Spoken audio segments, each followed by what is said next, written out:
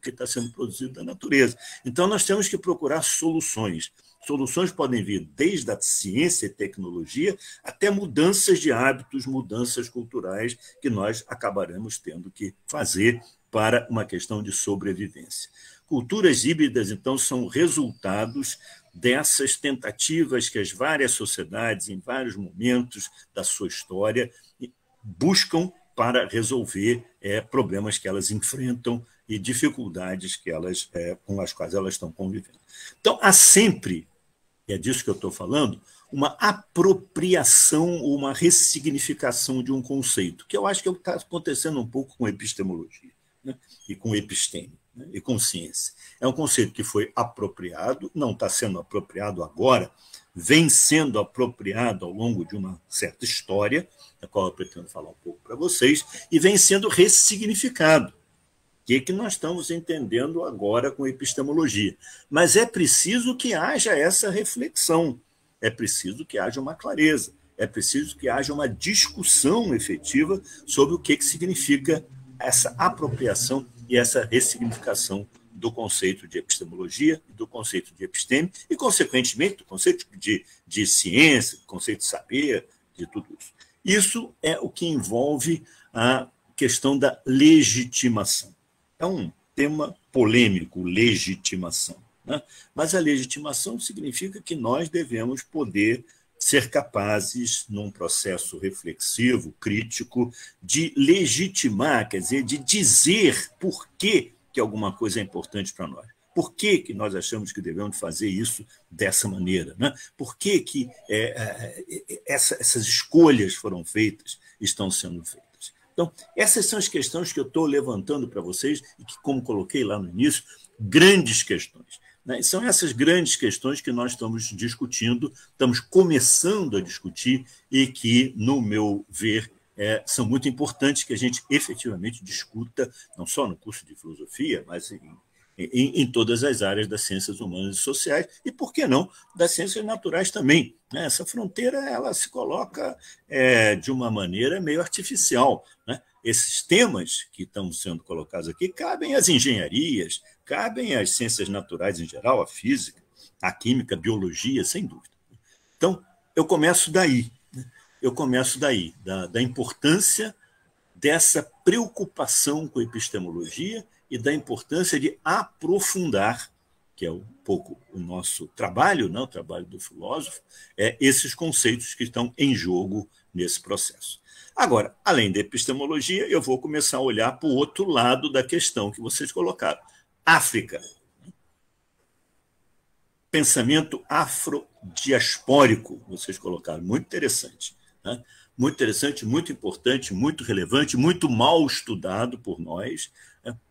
Fora das áreas especializadas, da antropologia, da história. Nós conhecemos pouco sobre a África, sobre as culturas africanas, sobre o desenvolvimento da África, e nós, particularmente no Brasil, temos uma influência imensa, né, dos povos africanos que para cá foram trazidos pelo tráfico de escravos. Vamos dar o nome correto. Foi o tráfico de escravos. É uma diáspora, sim, mas é um tráfico de escravos. Isso é um problema muito difícil de se discutir, porque tem questões políticas e questões éticas profundas aí. Mas vamos pensar um pouco sobre África, já que a gente conhece tão pouco a África. Eu, pelo menos, conheço tão pouco a África.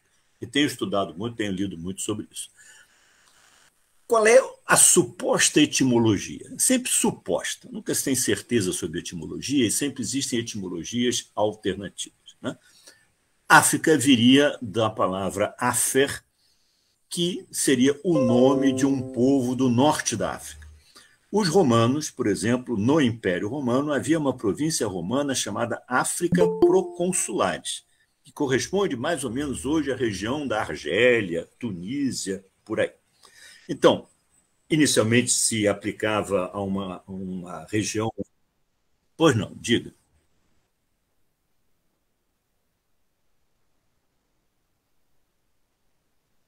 Não saiu da primeira tela ainda? Ai, meu pai. Não, tem cada coisa que eu falei tem uma aplicação. Eu não sei, o Google Meet tem uma dificuldade de fazer PowerPoint. Que eu não sei. Essa é a primeira tela? Essa? Viram isso? Não, não sei. Então eu vou interromper, vou voltar para lá, vou ver o que, que a gente pode fazer aí, que isso já me aconteceu mais de uma vez, tá? De botar uma coisa e a coisa não aparecer. O que está aparecendo para vocês? Vamos lá. Nada. Seu rosto ainda. Meu rosto ainda. Agora vamos lá. Compartilhar. Google Meet, por favor, me ajude. Uma janela. Aqui. Compartilhar. Qualquer coisa, Danilo, se numa próxima se der problema de novo, bota para compartilhar a tela toda, ao invés da janela. Agora Talvez seja melhor isso, né? Não, já está funcionando agora. Está vendo? Estão vendo esse slide? Epistemologia? Sim. Foi aquilo que eu comecei a falar, origem do conhecimento, do conceito, etc, etc. Então, isso vocês chegaram a ver antes? Sim.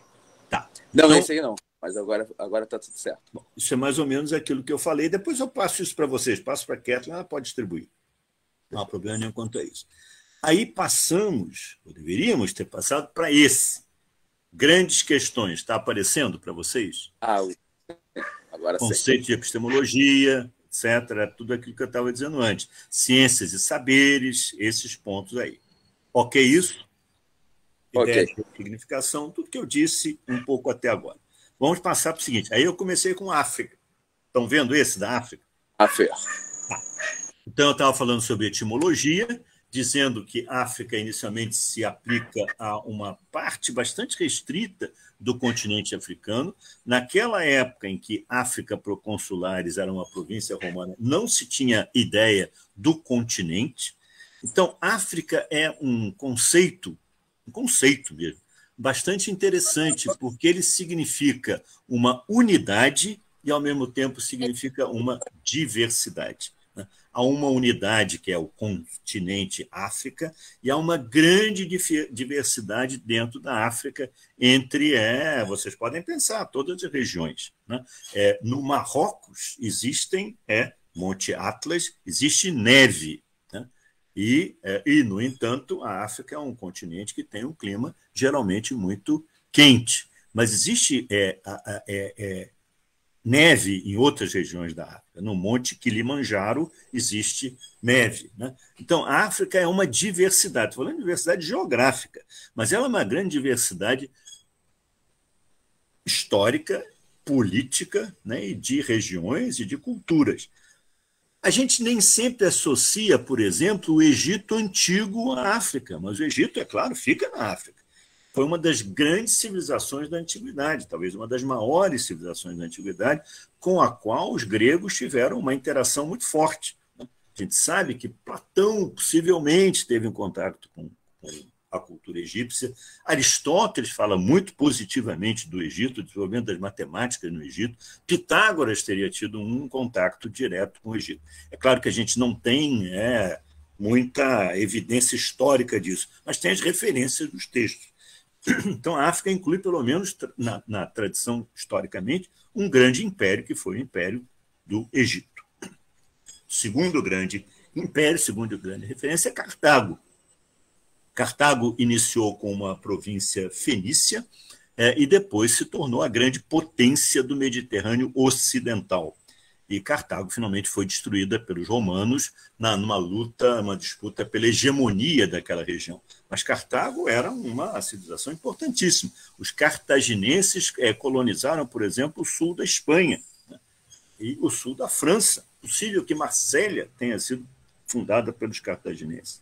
É possível que algumas cidades ali da costa do Mediterrâneo na Espanha tenham sido fundadas pelos cartaginenses. E os romanos, quando ocuparam essas regiões, herdaram ali o território dos cartaginenses. Esses são os mais antigos, os mais conhecidos, Egito e Cartago.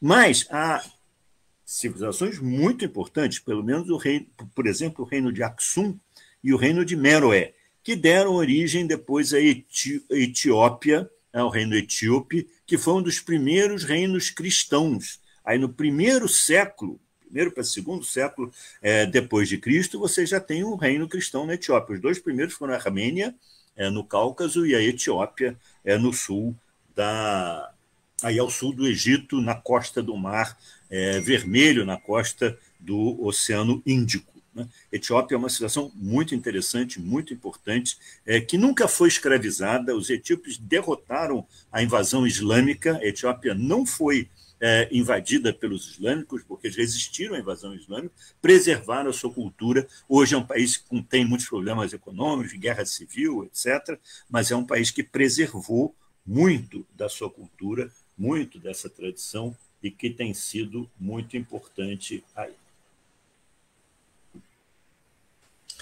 Outras referências fundamentais: o Império do Mali, que fica na costa leste, na costa oeste da África, e que, em torno do século XIII, XII, teve uma importância muito grande, era uma civilização muito desenvolvida, e o Império do Benin, que fica também nessa costa da África, do oeste da África, e que foi a partir daí que o tráfico de escravos para o Brasil, basicamente para o Brasil e para o Caribe, se desenvolveu. Agora, eu fiz a seguinte reflexão, fiquei preparando isso e botei os grandes impérios, pensando o seguinte: não, a gente tem que mostrar que a África tem grandes impérios, que a África teve grandes civilizações. Teve mesmo, né? Comparáveis aos impérios europeus, aos impérios de outras regiões, assírios, babilônios, da China, etc., com as suas respectivas culturas, com as suas respectivas especificidades. Agora, aí eu fiquei pensando o seguinte: e por que eu não estou falando aqui das sociedades tribais e dos povos nômades? Se a gente destaca esses grandes impérios, né, e fica colocando esses grandes impérios aí como aquilo que valoriza, digamos, a África, nós estamos implicitamente desvalorizando as sociedades tribais e os povos nômades. E por quê? Por que nós devemos fazer isso? Eu diria que as sociedades tribais e povos nômades são igualmente importantes, como diferentes formas de vida, como diferentes formas de solução que os seres humanos, que a humanidade encontrou para viver, né? Para sobreviver, para se desenvolver. Né? E eu pensei muito nisso, nas sociedades tribais africanas e nos povos nômades africanos, porque eles têm uma tradição muito interessante, né? Eles têm formas de vida muito interessantes, formas de lidar com a natureza, formas de lidar com os animais, com as quais a gente pode aprender muito, né? E muitos antropólogos e muitos historiadores chamaram atenção para isso, mas o que me levou a destacar aí e fazer questão de inserir essa referência às sociedades tribais e povos nômades foi a minha leitura sobre os franceses no século XVI no Brasil, aqui na Baía de Guanabara. Porque há um grande pensador, que eu não cesso de citar e de ler, que foi o Jean Delery, e que esteve aqui com o Villeguignon, e escreveu um livro, para meu ver, fundamental, História da Viagem à Terra do Brasil. E o Jean Delery é um dos primeiros pensadores, o Lévi-Strauss reconhece isso e enfatiza isso, a valorizar a experiência das sociedades tribais que ele encontrou aqui na Baía de Guanabara, né? Os Tupinambás. Ele se refere muito aos Tupinambás. Ele foi viver no meio dos Tupinambás. Por causa das brigas lá que tinha com o pessoal do Villeguignon, entre protestantes e católicos, ele, que era protestante, saiu lá do forte que o Villeguignon tinha na Baía de Guanabara, possivelmente onde hoje é o aeroporto Santos Dumont, e foi para o continente, onde é mais ou menos ali o Flamengo, e ficou ali vivendo com os Tupinambás. E ele se integrou muito aos Tupinambás. Depois ele voltou para a França, mas ele escreveu, então, esse relato, esse texto que é um relato autobiográfico, ao mesmo tempo etnográfico. É um texto muito interessante, e nesse texto ele levanta a seguinte questão: eu estou aqui entre esses selvagens, né? O termo que ele usa é o francês sauvage, né?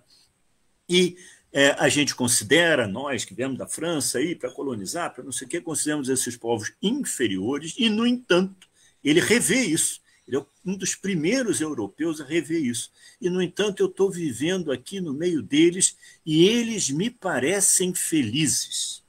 Eu acho que essa reflexão que o Léry faz é fundamental para essa discussão em relação às sociedades tribais. ele valoriza as sociedades tribais, ele percebe que elas têm um modo de vida próprio, né? Que ele nunca vai ser um membro dessa sociedade, né, a rigor. Ele está lá, está convivendo, está achando bom. Mas ele se surpreende com isso. Eles parecem felizes. Então, eu queria dizer só isso para vocês. Nós valorizamos os grandes impérios que existiram na África porque eles trouxeram grandes contribuições culturais. Vocês têm arte dessas sociedades, vocês têm uma série de elementos culturais importantes da sociedade, mas não esqueçamos as sociedades tribais dos povos nômades. Eles também são formas de vida a serem valorizadas. Eles também apresentaram as suas soluções, as suas saídas para os problemas que o ser humano enfrenta e vem enfrentando e sempre enfrentou ao longo da sua existência, da sua vida na Terra. Eu coloco aqui esses mapas, bom, vocês estão cansados de conhecer isso, mas aqui então ficava, ó, estão vendo esse cursor? Sei lá. Aqui ficava a África proconsulares dos romanos. Aqui ficava, obviamente, vocês sabem, o Império Egípcio, e aqui ficava a Etiópia, né? Exatamente Mar Vermelho, Oceano Índico. Aqui ficavam os impérios do Mali e do Benin. E essa parte central da África, até o sul da África, vocês têm as sociedades tribais e tribos nômades. Algumas das mais conhecidas são os bantus, da onde vieram escravos para o Brasil também, que se situavam mais ou menos aqui em Angola, os Xhosa, que até hoje são um povo importante na África do Sul, e os Zulus, que até hoje são um povo muito importante na África do Sul. Estou citando apenas os mais conhecidos, referências que vocês encontram por aí, mas vocês vão encontrar inúmeras sociedades tribais e povos nômades ao longo de toda essa região, né, e que tiveram aí formas de vida, como eu estou sempre enfatizando, muito interessantes e muito importantes, e que nós conhecemos pouco. Nós conhecemos pouco. Então, é importante olhar a África, né? Está aqui, veja o título desse mapa, África Tábula Nova. Né? Esse mapa é do século XVII, ou seja, um novo quadro da África, né? Da África que começa a ser conhecida nessa época, começa a ser mapeada nessa época. Agora, a própria ideia de mapear alguma coisa é uma ideia de uma cultura europeia, né? É uma ideia de uma cultura europeia. Esses povos, com muitas vezes, do Mali, do Benin, das tribos nômades, etc., tiveram pouco contato entre si, uns com os outros, né? Isso nem sempre constituiu uma unidade. Esse é o ponto que eu estou levantando com vocês. É preciso, então, pensar a África na sua unidade, como esse continente que está aí, né? Mas também na sua diversidade. Ele inclui coisas muito diferentes. Isso se aplica igualmente à América do Sul, se aplica ao Brasil igualmente, claro, né? São sociedades muito diferentes as que existiam no Brasil, mesmo as tribos indígenas. Havia uma diferença grande entre as tribos do litoral, as tribos da Amazônia, as tribos do Sul. Então, a gente tem que pensar um pouco isso, né? E não fazer com que uma unidade, ou pensar uma unidade, de alguma forma homogeneize, né? E dê uma falsa ideia de que a África é tudo a mesma coisa. Não é não. Né? É importante pensar África, mas é importante pensar na África na sua diversidade, porque essa diversidade significa diferentes línguas, diferentes hábitos culturais, diferentes formas de expressão artística, que são muito, muito importantes que a gente procure conhecer melhor. Então, eu dou uma referência por causa disso ao autor, que é para mim a principal referência, sempre foi para mim a principal referência, que é o Pierre Verger.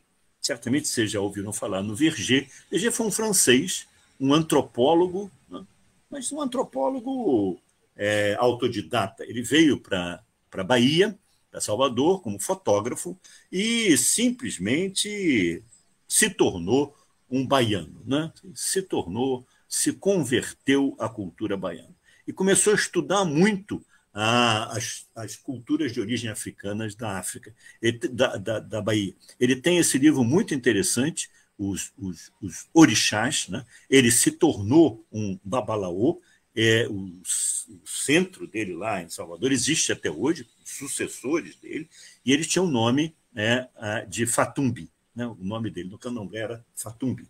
E ele escreveu sobre esses orixás, ele contribuiu muito para a difusão da cultura africana na Europa, sobretudo na França, e depois ele fez um estudo antropológico e histórico sobre o fluxo e refluxo do tráfico de escravos entre o Golfo do Benin, que é essa região aqui, Golfo do Benin, e a Baía de Todos os Santos. Ele estudou a relação entre esses povos dessa região do Golfo do Benin e a região da Baía de Todos os Santos de Salvador. E ele mostra que houve um fluxo e um refluxo.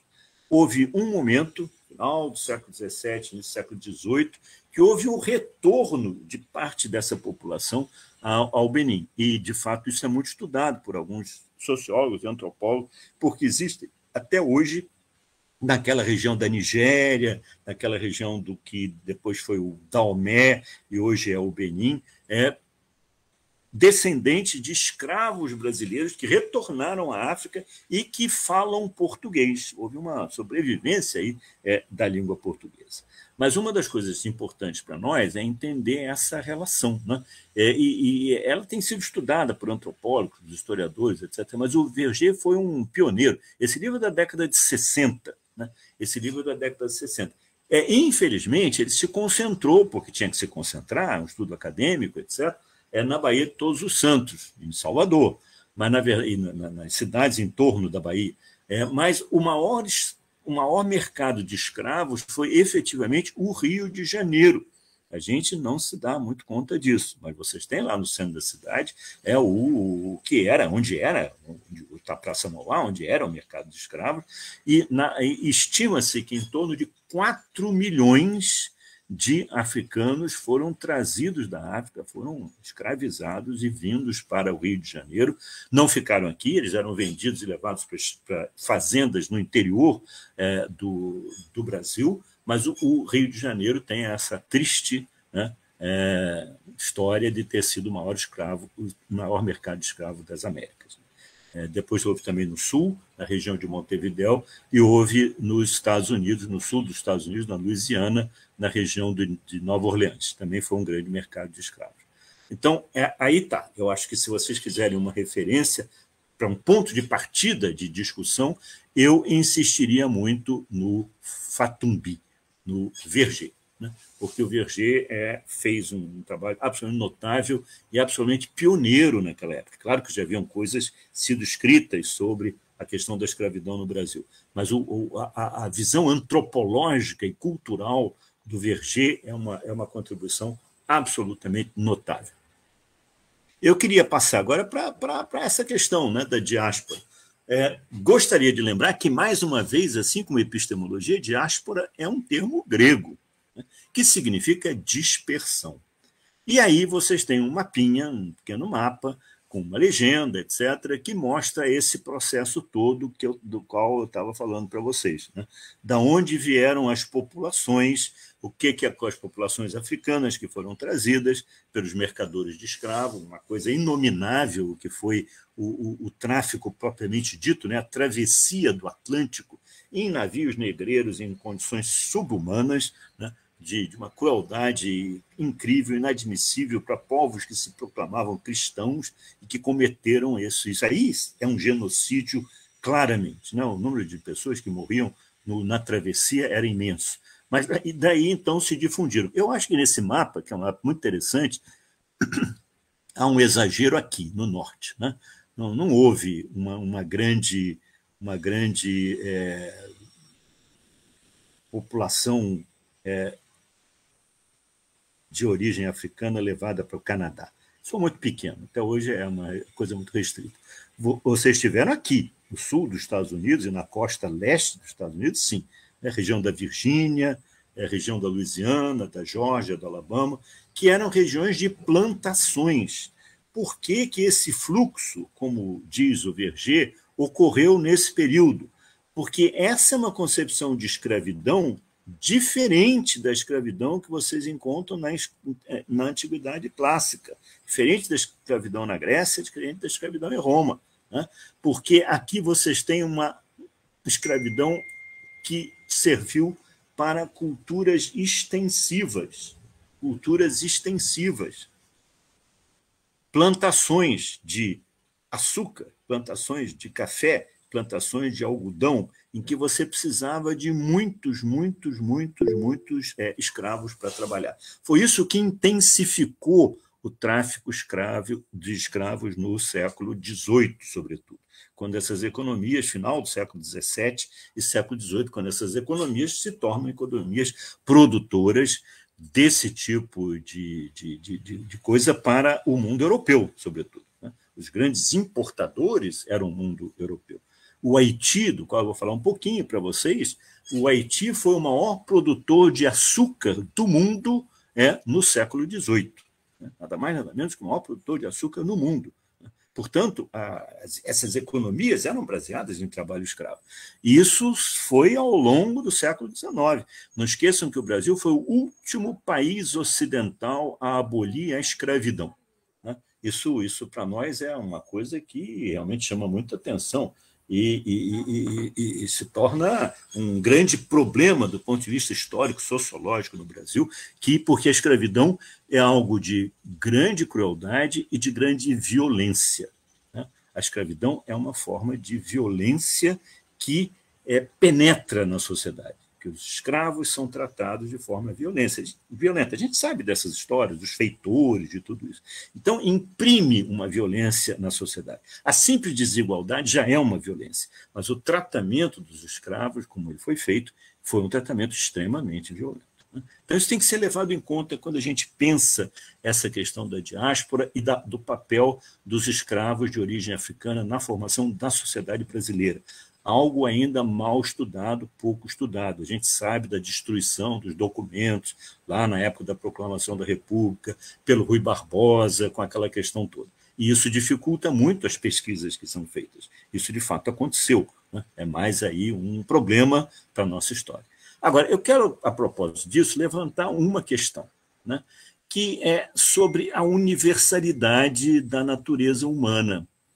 Porque nós estamos falando dos diferentes povos, nós estamos falando do Egito, nós estamos falando da Grécia, nós estamos falando desses povos da África, e aí nós, filósofos, nos confrontamos com a famosa definição de Aristóteles na metafísica, a abertura da metafísica, Todos os homens, a gente poderia dizer todos os seres humanos, porque Aristóteles generaliza, têm por natureza o desejo de conhecer. O verbo que ele usa para conhecer é eidenai. Alguns especialistas sugerem a tradição compreender, ao invés de conhecer. Pode ser, amplia o sentido desse termo. Mas é interessante que Aristóteles, o etnocêntrico Aristóteles, digamos assim, como todos os gregos foram, de certa maneira, diz todos os homens ou todos os seres humanos. Ele não diz todos os gregos. E não é porque a gente deva interpretar isso que ele diz aí como todos os gregos. Ele usa a palavra homem, antropos, num sentido bastante genérico, bastante amplo. Então, bastante amplo. Então, acho que isso tem que se levar em conta do que quer dizer esse conhecer, esse eidenai. Vejam que aí não é episteme, não é conhecimento que está sendo usado, é uma outra palavra, é um outro termo. Eu custei a aprender isso, porque quando eu dava os cursos de teoria do conhecimento, eu passava de Platão para Aristóteles dizendo que todos eles estão falando sobre conhecimento, mas eles usam palavras diferentes, eles usam verbos diferentes, e isso é significativo. Nós temos que levar em conta a diferença entre o conhecimento em episteme e o conhecer em eidenai. Onde isso se situa? E como nós podemos usar essas distinções para pensar esse pensamento de origem, ou esses pensamentos de origem africana? Se situa na fronteira entre pensamento mítico-religioso, uma tradição muito forte na Grécia arcaica, e pensamento científico. E aí é um ponto fundamental que a antropologia contemporânea discute. Não se pensa mais que o pensamento mítico-religioso é uma etapa inicial, é uma etapa inferior, é uma espécie de infância da humanidade, e o pensamento científico é uma evolução ou um desenvolvimento desse pensamento mítico-religioso. Não, são formas distintas, igualmente importantes, igualmente significativas, igualmente válidas de práticas em diferentes sociedades. Isso elimina uma visão que houve numa antropologia do século XIX, por exemplo, do Fraser, né, o famoso Sir James Fraser, né, que foi uma figura importante na epistemologia do século XIX, que Freud, por exemplo, cita em Totem e Tabu, mas que tinha essa visão do povo primitivo como uma etapa da infância da humanidade. Isso hoje não é mais aceito. Povos que têm toda uma expressão de um pensamento mítico-religioso, pensamento e religiões animistas dos povos das sociedades tribais africanas e brasileiras e do Brasil, são formas de pensar, de compreender a realidade que podem ser comparadas ao pensamento científico. O pensamento científico é melhor? Talvez em alguns aspectos seja mesmo, né? Mas em outros, o pensamento dessas sociedades tribais tiveram uma grande contribuição e tiveram uma grande importância. E vocês encontram em todas essas sociedades, nos grandes impérios do Egito, do Mali, do Benin, mas nas sociedades tribais e nos povos nômades, uma cosmologia. Então, estou pensando aí em alguma coisa que seria um pouco universal nessas formas diferentes de desenvolvimento social. Todas elas terão uma cosmologia, como os gregos tiveram e como essas outras sociedades têm, que são concepções de universo, concepções do cosmos, concepções da realidade, né? Concepções dessa realidade dos céus, digamos assim.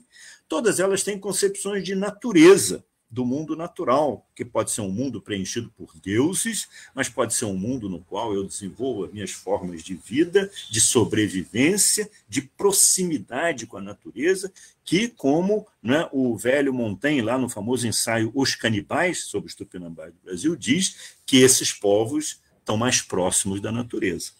E é muito interessante que, quando você lê os relatos, eu tenho estudado muito esses textos, os relatos de Cristóvão Colombo, de Américo Vespuccio, sobre as primeiras impressões que eles tiveram na chegada deles ao que eles chamavam de Novo Mundo, eles vão usar um termo que parece surpreendente para nós filósofos. Ele diz, esses selvagens, eles usam muito o termo selvagem, né? Sauvage, e é um termo de origem latina, que significa quem habita a selva, esses selvagens são epicúreos. Epicúreos. Eles comparam esses povos que vivem, como eles dizem, próximos da natureza, com uma relação especial com a natureza, com os epicuristas. Curiosamente.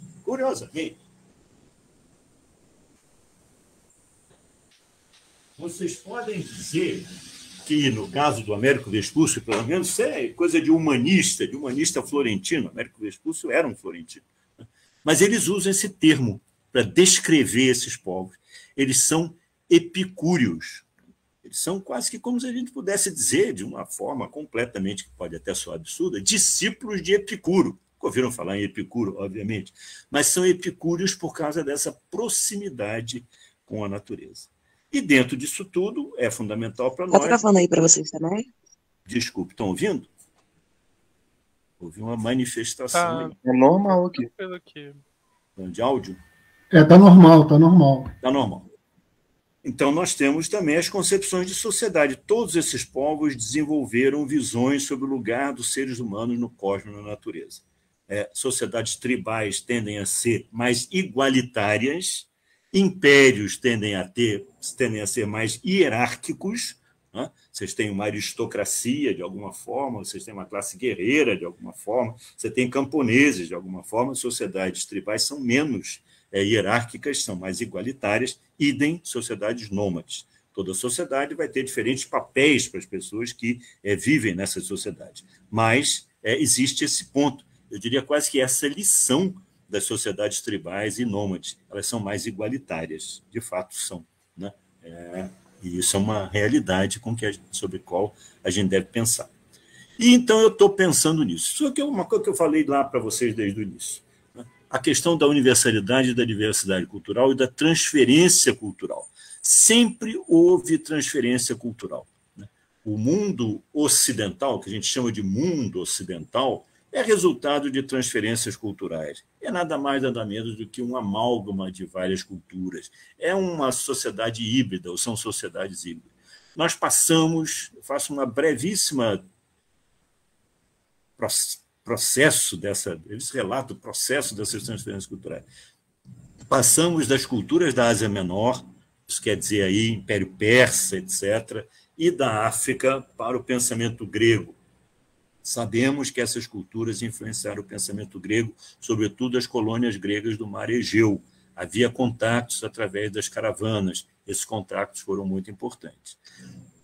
Do pensamento grego ao pensamento judaico-cristão, aos pensamentos judaico-cristão e romano. Essa é uma outra transferência cultural. O pensamento, a tradição judaico-cristã e romana absorveram, se apropriaram igualmente do pensamento grego e o transformaram. Depois do pensamento grego-romano, greco-romano-cristão, que é um resultado dessa transferência também, as culturas dos povos ditos bárbaros, que invadiram o Império Romano lá a partir do século III, mais ou menos, que vindos não se sabe muito bem de onde, possivelmente do Planalto Central da Ásia. Né? As tribos, né, que foram ocupando aqueles territórios, godos, visigodos, ostrogodos, vândalos, hunos, etc.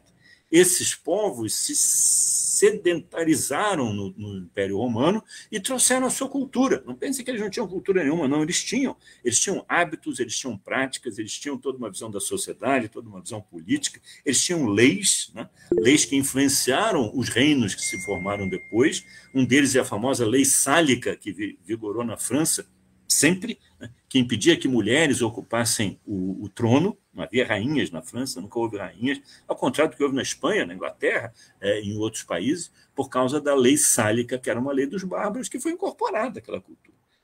Daí se formou o pensamento cristão medieval. O pensamento cristão medieval foi influenciado pelo pensamento islâmico, a partir da Península Ibérica e a partir do sul da Itália. Vocês sabem que os islâmicos ocuparam a Sicília durante algum tempo, alguns séculos, aliás, o sul da Itália também. Essa foi uma outra origem de influência. Desse pensamento cristão medieval influenciado pelo islamismo, depois se formou um pensamento moderno europeu, que foi transferido nessa transferência cultural para o Novo Mundo, que no Novo Mundo houve o encontro, a interação com o pensamento dos povos nativos, dos diferentes povos nativos do Novo Mundo, desde os grandes impérios. Vem aí outra vez a questão dos grandes impérios, astecas, maias e incas, mas também das sociedades tribais do Caribe e das sociedades tribais da nossa região, da América do Sul, sobretudo da América do Sul, da região atlântica. Né? Então, aí foram se formando essas novas formas de pensamento. Essas formas de pensamento se integraram, não sem uma tensão, sempre houve uma tensão aí, mas de uma forma dialética, em que alguma coisa foi apropriada, foi transformada, foi levada adiante, foi repensada, e nós somos hoje, não só nós nas Américas, mas todos esses povos, resultado desse processo. Não há mais fronteiras, não há mais culturas puras, não há mais isolamento. Isso pode ser bom culturalmente, do ponto de vista do pensamento, do ponto de vista dessas culturas, mas tem os seus lados negativos, da globalização econômica, da homogeneização, né, do que a sociedade de consumo produz nesse sentido. Mas eu quero, com isso, mostrar, então, dos povos nativos ao pensamento dos países das Américas e dos povos africanos, as culturas híbridas contemporâneas, sobretudo no Brasil, né, sobretudo no Brasil atlântico. Né? Os grandes polos são Salvador e Rio de Janeiro. Mas não só, muitos outros. Mas a parte central do Brasil sofreu menos esse tipo de influência. Menos, não quer dizer que não sofreu, menos. Então é isso, é um amálgama, é um conjunto de culturas com as suas crises, com as suas tensões, com violência que aconteceu muitas vezes, desde a ocupação dos bárbaros no Império Romano até essa questão da escravidão, etc. Isso não é um processo tranquilo, não. Falar em transferência cultural não quer dizer falar num processo tranquilo, mas é importante para nós pensar exatamente dentro desse quadro mais amplo, dentro desse quadro mais geral. E eu, então, volto a essa questão da universalidade versus diversidade cultural. Nós temos que pensar, assim, uma universalidade da natureza humana, né? Somos seres humanos, mas temos que valorizar também a diversidade cultural. A relação entre culturas, como relação de dominação, mas também de apropriação, com o processo de transformação das culturas, todas elas. Quando os povos africanos foram trazidos para o Brasil no tráfico escravo, eles trouxeram as suas culturas, trouxeram as suas línguas, trouxeram tudo isso. E foram muito reprimidos. Particularmente foram reprimidos escravos de origem africana, de tribos, ou de povos, ou de impérios, ou de regiões que tinham sido já convertidas ao islamismo, porque eles tinham escrita. Então, vocês têm alguns registros que sobreviveram na Bahia desses escravos islâmicos que escreviam. Os outros não tinham escrito, mas os que escreviam eram praticamente preocupantes para o colonizador, né? Porque não conseguiam ler aquela escrita e o que estão escrevendo ali. Então, foram muito reprimidos. Foram muito reprimidos. Então, nós temos que pensar isso exatamente no plano do que a gente chama hoje de multiculturalismo e de apropriação cultural. As culturas vão sendo apropriadas. Os escravos africanos se apropriaram da cultura das colônias e a cultura das colônias se apropriou da cultura africana também, né? Há uma interação, uma dialética, uma tensão, um conflito, mas há uma interação. Isso gera as chamadas sociedades complexas. Eu sou contra ao problema da incomensurabilidade, ou seja, da incomunicabilidade entre as culturas. Eu acho que isso não existe. Sempre há algum grau de comunicação, de interação. Não quer dizer que seja pacífica, que seja tranquila, que seja um grande consenso. Não, não é. Mas ocorre, né? Ocorre uma interação. É claro que ocorre, inevitavelmente, por uma questão social e política, o predomínio do pensamento do colonizador. O colonizador é o dominante, né? E isso contribui para um conflito, uma dificuldade, uma tensão na construção da identidade, por exemplo, dos povos africanos no Brasil. Foi difícil a construção dessa identidade, né? Foi difícil. A questão mais conhecida, que vocês todos conhecem, e que o Fatumbi retrata lá no livro dele sobre os orixás, é a questão do sincretismo religioso, que foi a forma de fazer sobreviver a religião dos orixás lá, sobretudo na Bahia, mas no Rio de Janeiro também, criando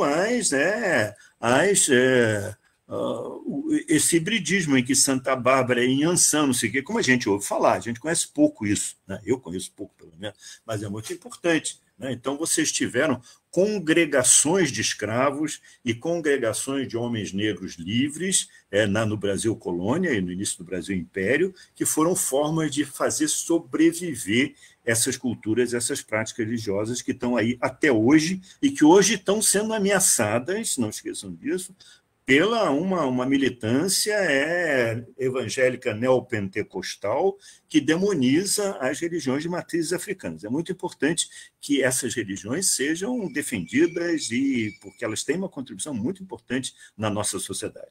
E eu quero chamar, então, para isso a importância da diversidade, da falsa unidade cultural do Brasil. Eu dou um exemplo que é um exemplo de ameríndios, não é um exemplo de povos africanos. Porque no Brasil, até o final do século XVIII, se falava correntemente e majoritariamente o Nhangatu, né? Que era a língua, uma espécie de língua franca dos povos indígenas, mas que os brancos, digamos assim, falavam também, né? Os brancos de origem portuguesa, os mestiços, os africanos, todo mundo acabou incorporando o Nhangatu. O Nhangatu, que era então uma língua franca, uma língua corrente, os bandeirantes paulistas falavam Nhangatu, além de português, obviamente, às vezes de espanhol, falavam Nhangatu, né? O Nhangatu foi proibido explicitamente no final do século XVIII pelo Marquês de Pombal, que impôs digamos assim, uma lusitanização do Brasil, né? Fez, inclusive, com que no Pará, na Amazônia, mas principalmente no Pará, houvesse uma mudança de nomes próprios, de cidades, por exemplo, né? Por exemplo, por isso vocês têm Belém, por isso vocês têm Santarém, por isso vocês têm Óbidos. Ele forçou que essas cidades mudassem, não todas, porque não seria possível, não conseguiu, mas forçou isso, né? Forçou isso e proibiu a fala do Nhangatu. Eu estava lendo outro dia uma reportagem muito interessante, como no Pará está sendo ensinado novamente a escolas para ensino de Nhangatu e a professores que estão ensinando o Nhangatu, estão recuperando essa língua, né? Que foi tão importante no Brasil colônia e no Brasil do início do Império. Então, é importante recuperar, eu estou dando exemplo desse exemplo do Nhangatu, que me impressionou muito, essa escola, que tem 500 alunos lá, todos eles de origem, de alguma forma, indígena, etc., mas eu acho que é algo semelhante, sei lá, adaptável, deveria ser feito para recuperar e valorizar a importância das contribuições africanas. Tinham que ser ensinadas essas línguas, tinham que ser ensinadas melhor essas culturas. Eu sei que tem o projeto das licenciaturas, né, aí, que vocês têm essa discussão aqui dentro da UF e tudo, mas eu acho que isso teria que ser ampliado e revalorizado. Acho que é difícil, mas tem que começar, né? Eu acho que esse exemplo do Nhangatu no Pará é muito importante. E eu queria terminar com um exemplo, um caso, digamos assim, histórico, que, por um outro motivo, eu comecei a estudar. Eu tive uma palestra sobre outra coisa e estudei isso. Eu quero trazer para vocês, embora não seja Brasil, é parte da diáspora africana, né? Do pensamento afrodiaspórico, que é a Revolução Haitiana. Quero falar para vocês um pouquinho do Haiti, do esquecido Haiti, de um dos países mais dificuldades no mundo, né? E que foi pioneiro. A Revolução Haitiana ela ocorreu de 1791 a 1804 e culminou com a independência do Haiti, depois de uma longa guerra, né? E foi a primeira revolução de escravos de origem africana no novo continente. Claro que houve lá na África vários movimentos desse tipo, de escravos, de povos que resistiram ao Islã, todo esse tipo de coisa. Mas a Revolução Haitiana foi a parte da guerra de independência do Haiti contra a França. O Haiti era, naquela época, final do século XVIII, o maior produtor de açúcar do mundo. E, portanto, isso era fundamental para a economia francesa. E quando começa a Revolução Francesa, isso motiva os haitianos a fazerem a sua própria revolução. Por que nós devemos aí continuar sob a dominação dos franceses, que era particularmente cruel, né? Particularmente cruel. Os maltratos eram terríveis. E aí houve uma ambivalência da Revolução Francesa. Por quê? Muito interessante que, apesar do seu lema, né, liberté, égalité, fraternité, isso se aplicou mais ou menos lá na França. Essas colônias francesas não estavam pensadas dentro disso aí, não. Então, o que acontece? E aí eu vejo um pouco essa questão da apropriação que os haitianos, alguns deles que sabiam ler, escrever, francês, bem tudo, mandaram 3 representantes em 1792 à Assembleia Nacional na França, a Assemblée Nationale, e lá foram bem recebidos por Danton, que foi um dos mais importantes líderes da Revolução Francesa. E, por influência dessa delegação haitiana, que foi a França, a Paris, para discutir na Assembleia Nacional, reivindicar a sua independência, e com o apoio de Danton, em 1792, a Assembleia Nacional aboliu a escravidão. 92 para 93, aboliu a escravidão.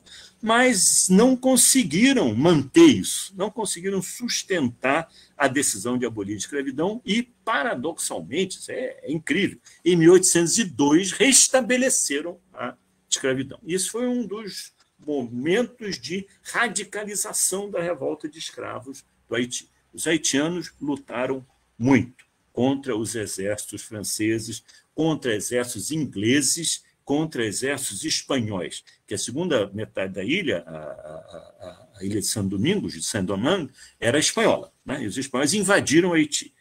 Assim que os haitianos derrotaram os franceses, os ingleses invadiram o Haiti. Quiseram aproveitar. Se levaram dos franceses, então está na hora da gente invadir. Assim que eles derrotaram os ingleses, os espanhóis invadiram, né? E foram derrotados. Os haitianos derrotaram 3 grandes exércitos, 3 grandes impérios: o francês, o inglês e o espanhol, né? E conseguiram uma luta que muita gente morreu, um grande massacre, conseguiram a independência do Haiti e proclamaram a Constituição haitiana em 1804, tornando-se o primeiro país independente da América Latina. E a Constituição haitiana tinha um artigo muito interessante que dizia o seguinte: todo escravo que venha de alguma outra região, que fuja de algum outro país, ele estava ali ao lado de Cuba e ao lado da Jamaica, e venha para o Haiti, imediatamente será um homem livre e se tornará um cidadão haitiano. Escravo, vindo de onde ele vier, se tornará um cidadão haitiano com todos os direitos que um cidadão haitiano deve ter. Isso foi fantástico naquela época. E aí eu coloco para vocês como referência o nome dos chamados grandes heróis da Revolução Haitiana. São polêmicos, até porque muitos deles brigaram entre si, mas o pioneiro foi o Toussaint Louverture. Depois você tem o Dessalines, que foi o grande general, porque o Louverture foi preso e levado para a França, o Dessalines foi o grande general, e depois o Christophe foi aquele que consolidou e aí criou a nação haitiana, etc, etc. Então, está aqui o Haiti, a ilha. Interessante, porque nesse mapa ela é colocada como Ilha do Haiti. Na verdade, ela é conhecida como a Ilha de São Domingos, porque metade dessa ilha pertence, até hoje, à República Dominicana. Pertencia à Espanha e se transformou na República Dominicana.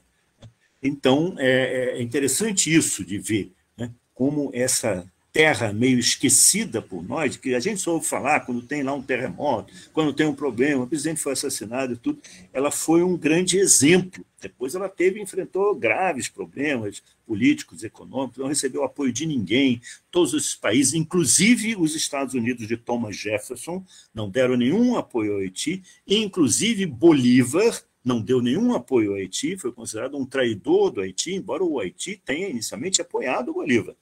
Então, essa história é difícil da gente entender, né? Porque é muito cheia de conflitos, ambiguidades e tudo. E aqui vocês têm uma referência que eu trago para vocês, que é esse livro de 2017, desse autor, Marco Morel, né? A Revolução do Haiti e o Brasil Escravista, o que não deve ser dito.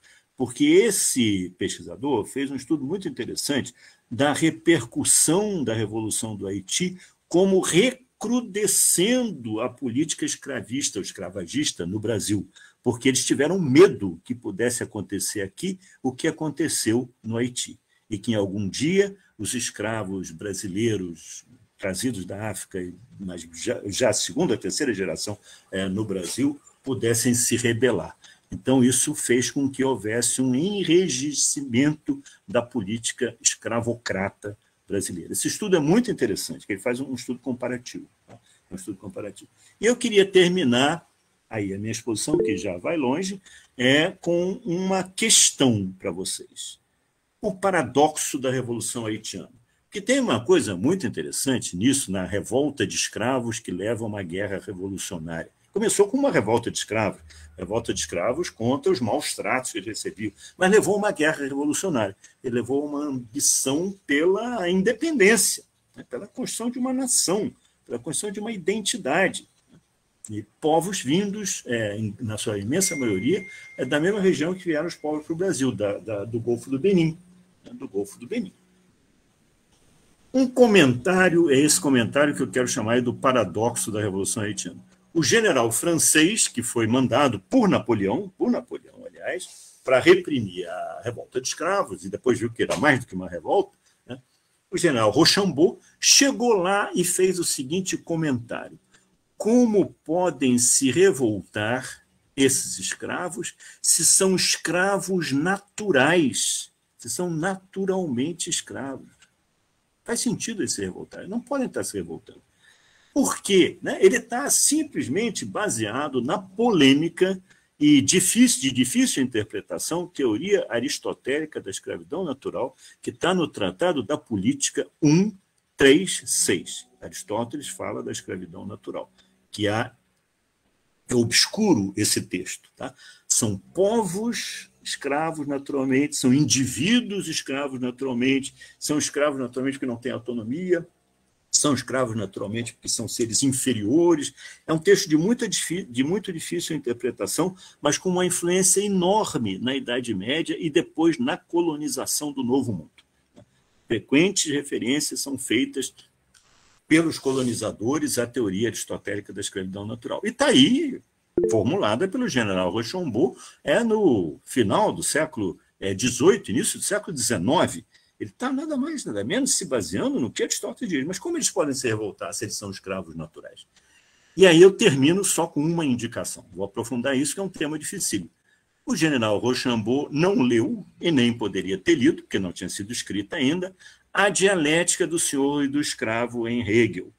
Então, como pensar essas questões todas, eu ainda indico para vocês como principal referência que nos ajuda a discutir isso, a rediscutir, a repensar, né? Não que eu seja um adepto, não sequer sou um bom conhecedor de Hegel, o texto que está na Fenomenologia do Espírito, que é um texto crucial sobre a dialética do senhor e do escravo. Como é que escravos podem se revoltar? Porque existe uma dialética no processo de dominação.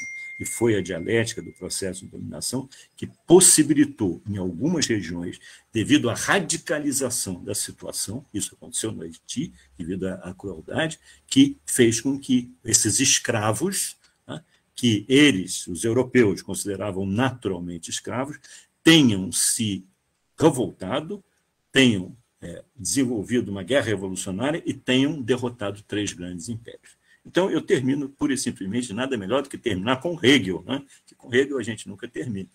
A dialética do senhor e do escravo é a minha referência, é a referência que eu deixo para vocês, e é a referência de um grande pensador, de um grande filósofo, que nos ajuda, ou pode nos ajudar, a pensar essa relação. Então, é isso. Muito obrigado a vocês. Volto lá para a tela principal. Posso parar o compartilhamento, né? Fim do compartilhamento. Bom, é isso que eu tinha para trazer. Como eu disse a vocês, algumas reflexões, algumas questões, né, do ponto de vista de alguém que não tem um grande conhecimento sobre isso, mas que aceitou o desafio e que acha que é muito importante que a gente continue pensando sobre essas questões e aprofunde essas questões. Então é isso, muito obrigado. Pô, Danilo, você, ao dizer que não tem grandes conhecimentos, você deu aula de história, antropologia, sociologia, filosofia. Você arrebentou, velho. Pelo amor de Deus. É isso aí.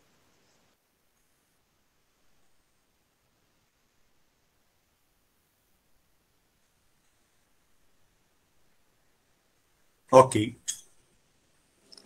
Professor, agradeço muito sua pesquisa, a sua colocação, principalmente atendeu a muitos pontos que ficam muito dispersos no campo do conhecimento, principalmente em aulas, na base de uma construção afroperspectiva.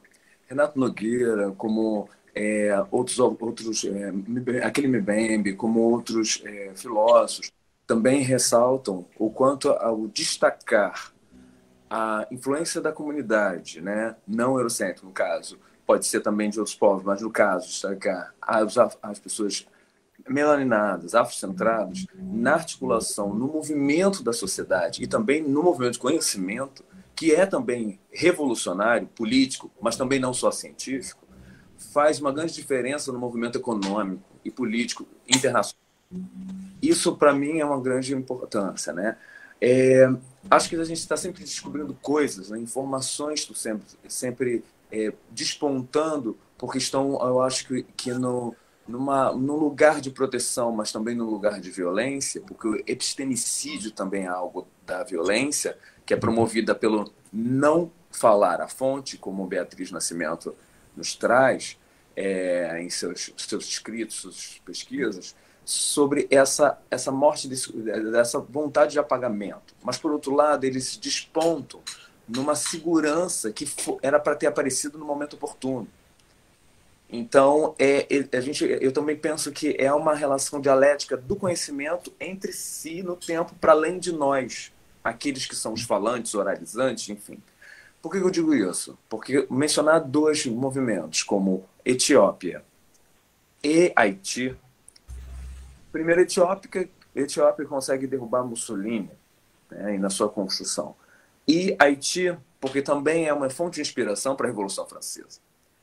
Esses 2 modos que o senhor traz realoca as relevâncias de olhar para os movimentos etnológicos que despontam para poder reposicionar as opressões nas grandes metrópoles, que é para os próprios, no caso, ditos eurocêntricos, ou as pessoas brancas, enfim, seja qual seja um termo, para dizer que elas também sofrem com esse processo.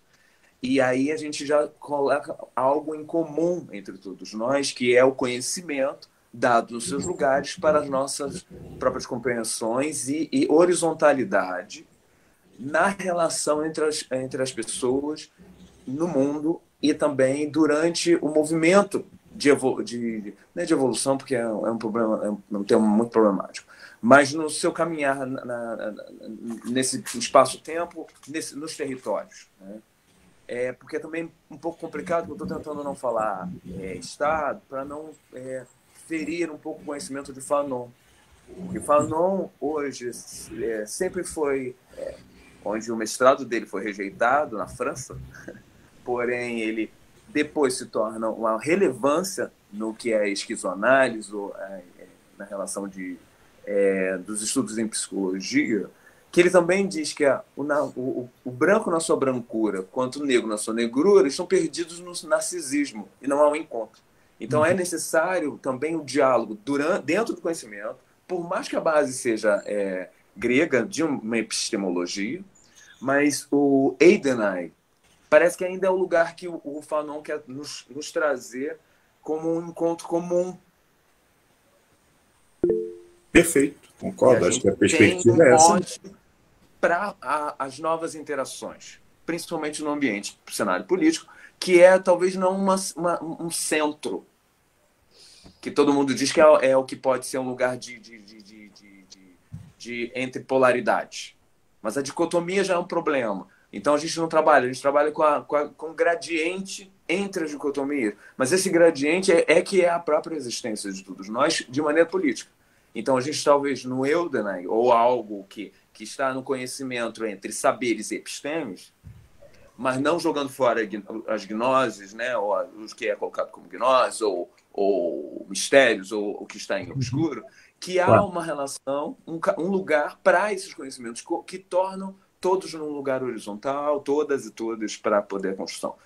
Desejo lembrar também que antes de passar para os agradecimentos, que a relação nesse pequeno comentário, eu vou abrir para as perguntas também, é necessário, eu creio que todo mundo tem algo para dizer, né? Querer trocar com a sua presença aqui, que as mulheres nesse fato, e também pessoas que têm sua entidade, seu lugar de identidade que está despontando, para a gente talvez daqui para frente possa encontrar outras entidades, né? Outras identidades, enfim, para os espaços que essas mulheres também construíram, né? Nas revoluções, nos processos.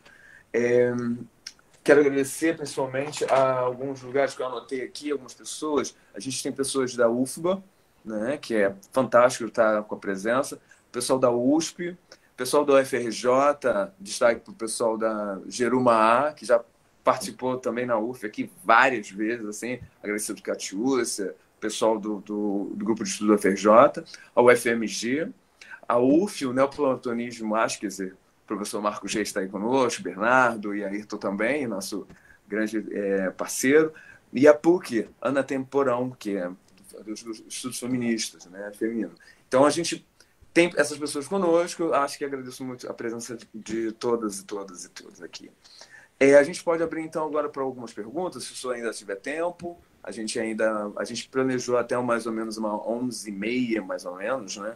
Mas acho que a gente pode pegar umas perguntas do chat, ou, no caso, alguém que não queira se estender por mais de 5 minutos, para todo mundo ter a oportunidade, né? A gente agradeço. Catherine, não sei se a gente tem alguma pergunta do chat. Ok, pode passar. Pode fazer a pergunta, Catherine, que eu acho que eu não tenho leitura.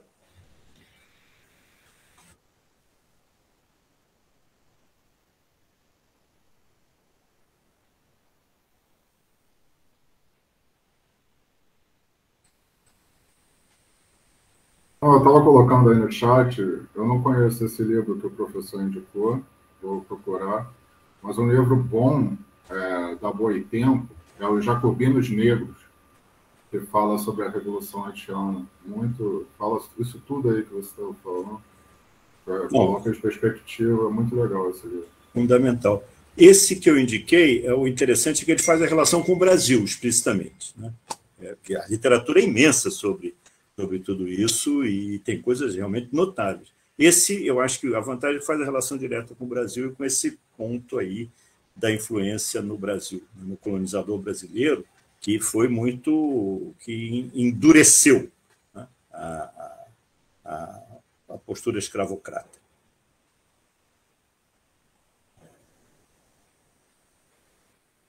Ok. Próxima pergunta. Alguém para fazer uma colocação?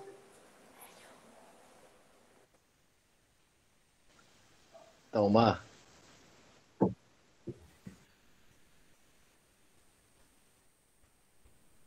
Oi, pessoal.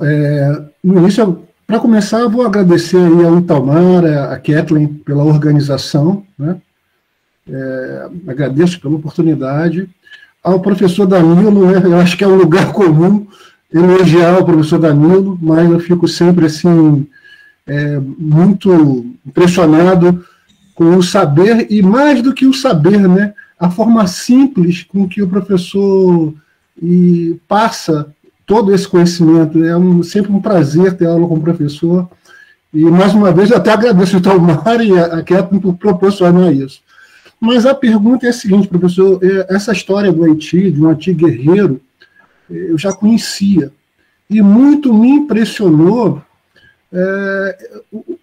como a gente está vendo o Haiti hoje. O senhor ressaltou assim, que não houve apoio dos Estados Unidos, não houve apoio do Bolívar, etc. Mas o senhor ressalta algum aspecto, fora o não apoio dessas forças, o senhor ressalta algum aspecto histórico ou interno do Haiti que tenha levado à derrocada dessa nação, que tinha que ser um modelo para a gente de uma maneira geral? O senhor pode trazer alguma coisa específica sobre isso? Posso dizer alguma coisa a vocês, sim, embora não seja um conhecedor, sou apenas um leitor dessa questão toda, que eu acho que é muito interessante, muito importante, e que contém esses paradoxos. O Haiti sofreu, a partir daí, um bloqueio econômico, inclusive, crucial, né?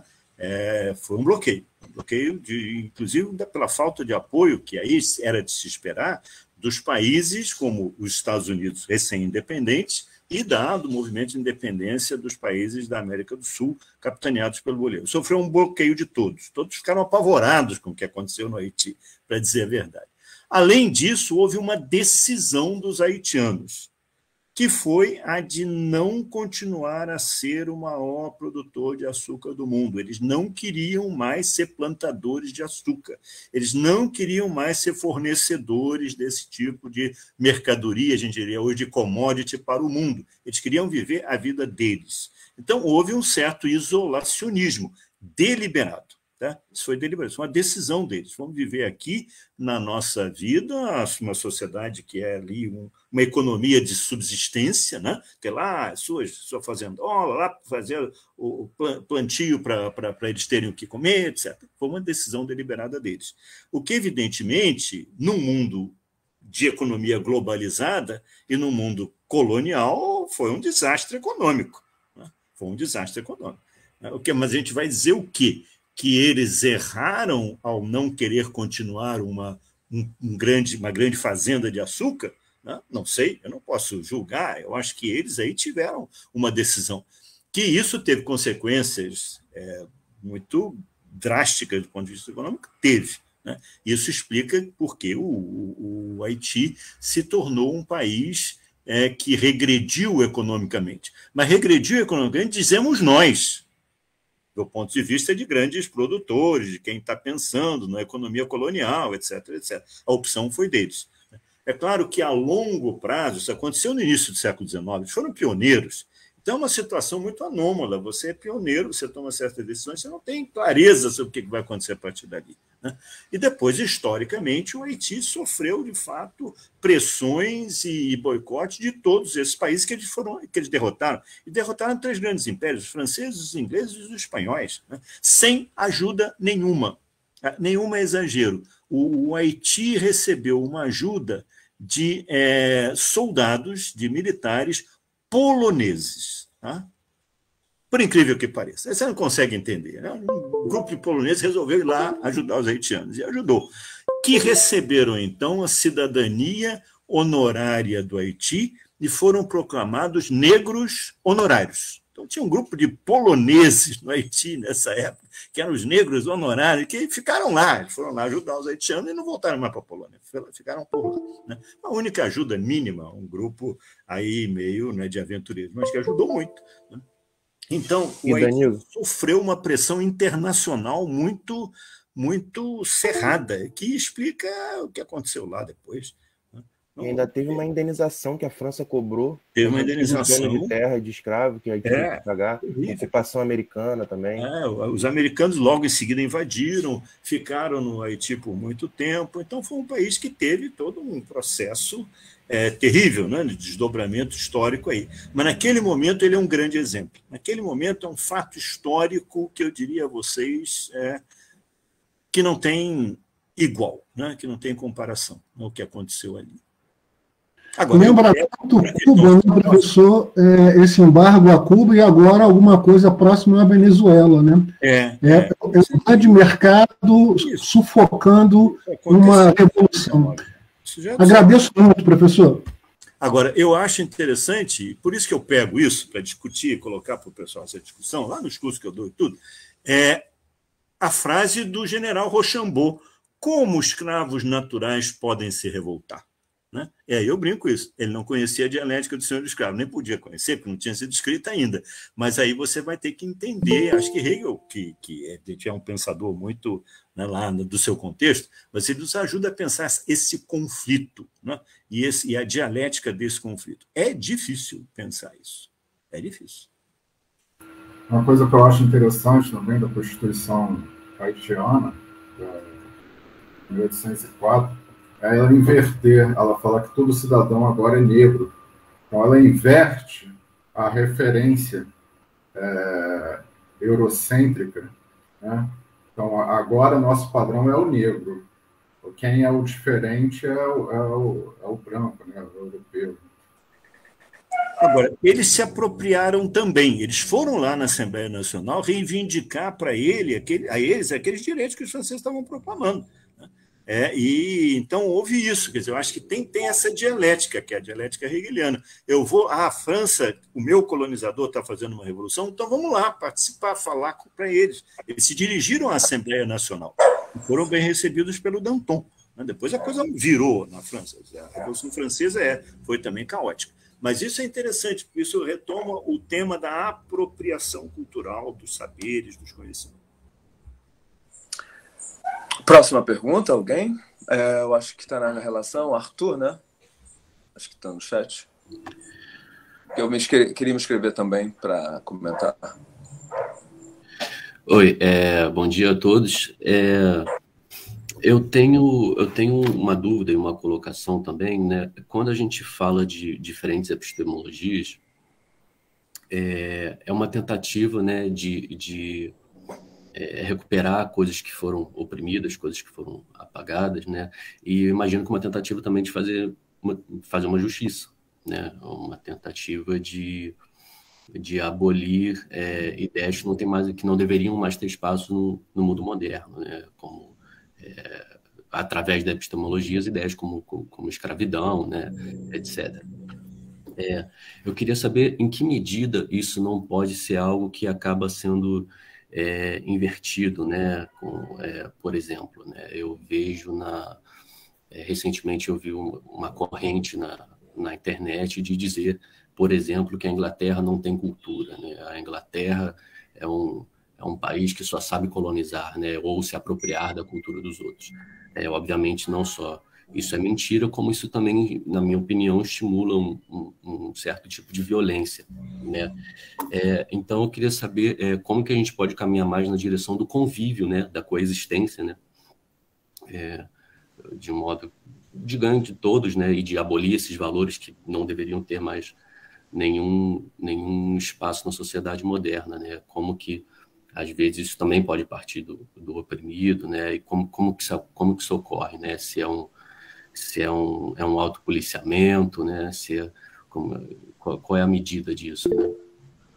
Eu acho que você partir para o oposto é simplesmente cometer aí uma forma de ignorar as realidades, né?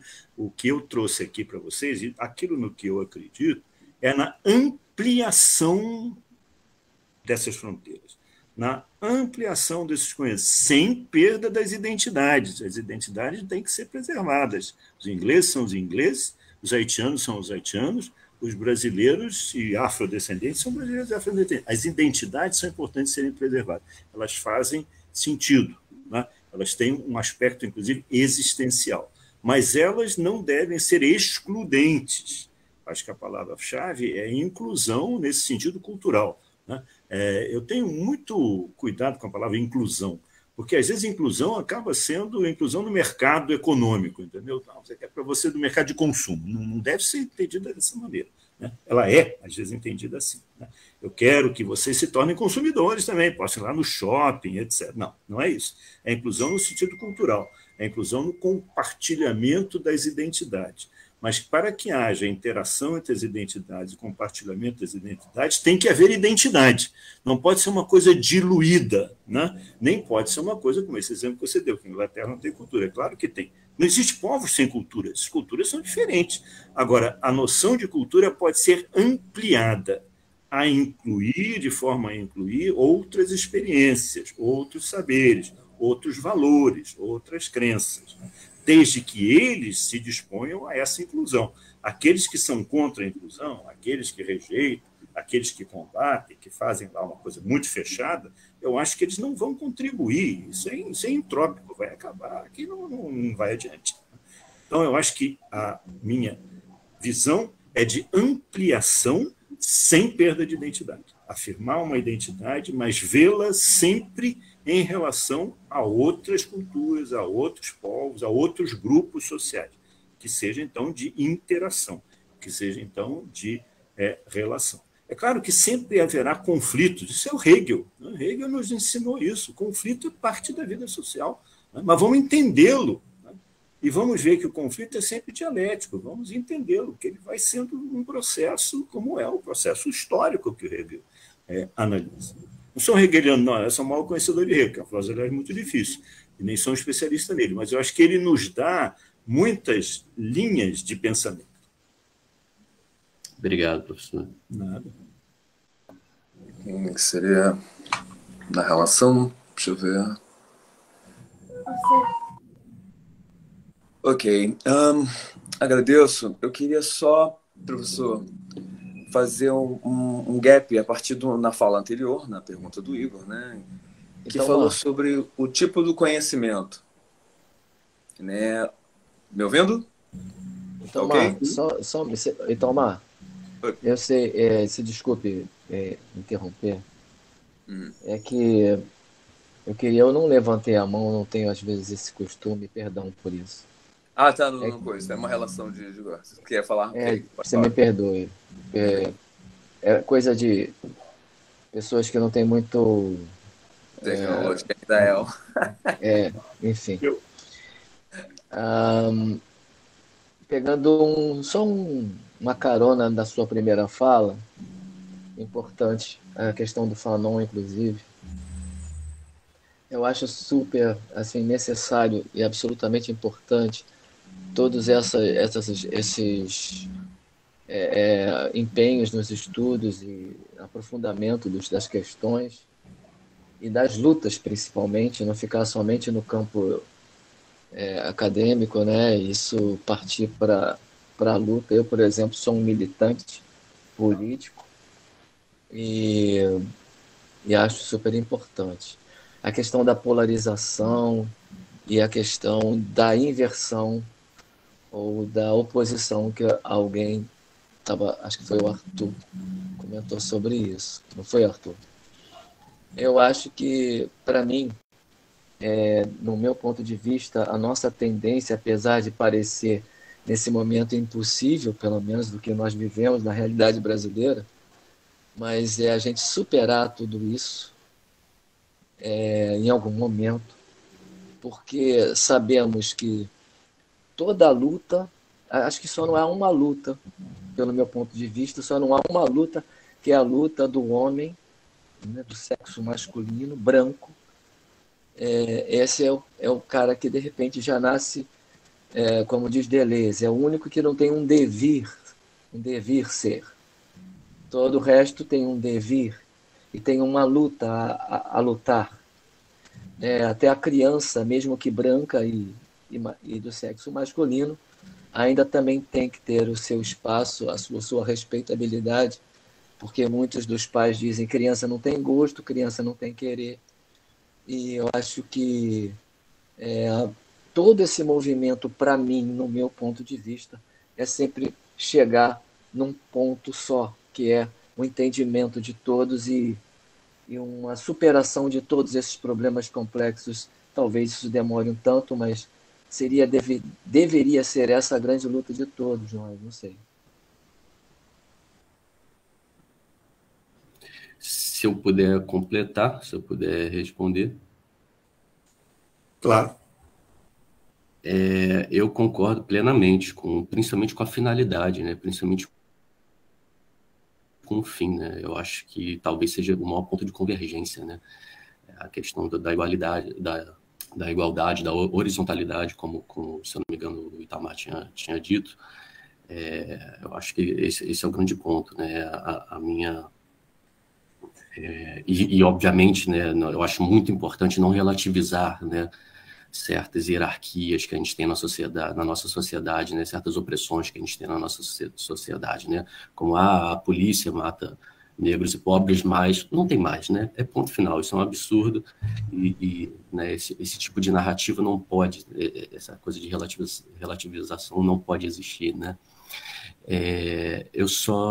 Talvez eu questione certos conceitos, certas palavras usadas, como você disse que o homem branco não tem luta, né? Quando você diz isso, na minha opinião, parece alijar um pouco, né, essas pessoas das lutas sociais, né? Que a sociedade é de todos, né? Todos nós contribuímos, né? A coexistência é uma coisa global, né? Então, enfim, você tem diversas questões aí inerentes a qualquer pessoa, né? Como, por exemplo, uma pessoa que sofreu, uma pessoa que tem uma dificuldade, algum tipo de deficiência, uma pessoa que sofreu um abuso sexual, uma pessoa... Então, eu acho que todas essas questões devem ser relevantes, né? Que todos nós somos partes constituintes disso tudo, né? E, no mais, eu acho que é importante ressaltar essa convergência aí, né? Essa finalidade aí de igualdade, né? De horizontalidade, né? E de desfazer um pouco esse discurso de que está tudo bem e de naturalizar certas coisas. Né? Arthur, maravilha, eu gostaria então até de trazer o que a Kathleen trouxe no chat. Alguma mulher deseja, talvez, interromper as nossas falas para fazer uma colocação importante? Não, é só para completar aqui o Arthur, eu dou uma réplica rapidamente. Quando eu citei o branco, você desculpe, quando eu citei o branco, é óbvio que numa colocação minha que tem que ser bem rápida, eu quis dizer apenas que nas questões gerais do mundo, e por isso eu citei Deleuze, eu não coloquei a minha essa autoria, que por essas questões o branco parece que já nasce com um lugar ao sol, e todos têm que buscar o seu lugar. Eu penso assim, todo o resto da humanidade. Mas eu não estou aí, é óbvio que se eu fosse colocar as diversas situações de toda a sociedade, de todas as situações psicológicas, etc., é claro, não é bem por aí. Mas eu estou falando em termos gerais, né? A mulher tem uma luta, né? A criança tem uma luta, o preto tem uma luta, a mulher preta uma luta maior ainda. Então temos o índio uma luta, assim, temos todos uma luta, um devir criança, um devir mulher, um devir nesse sentido, uma luta nesse sentido. Agora, o branco parece que não faz muito sentido um branco usar uma camisa orgulho de ser branco, não parece fazer muito sentido isso. É bem isso que eu quis dizer, tá? Sem dúvida. Não, imagino.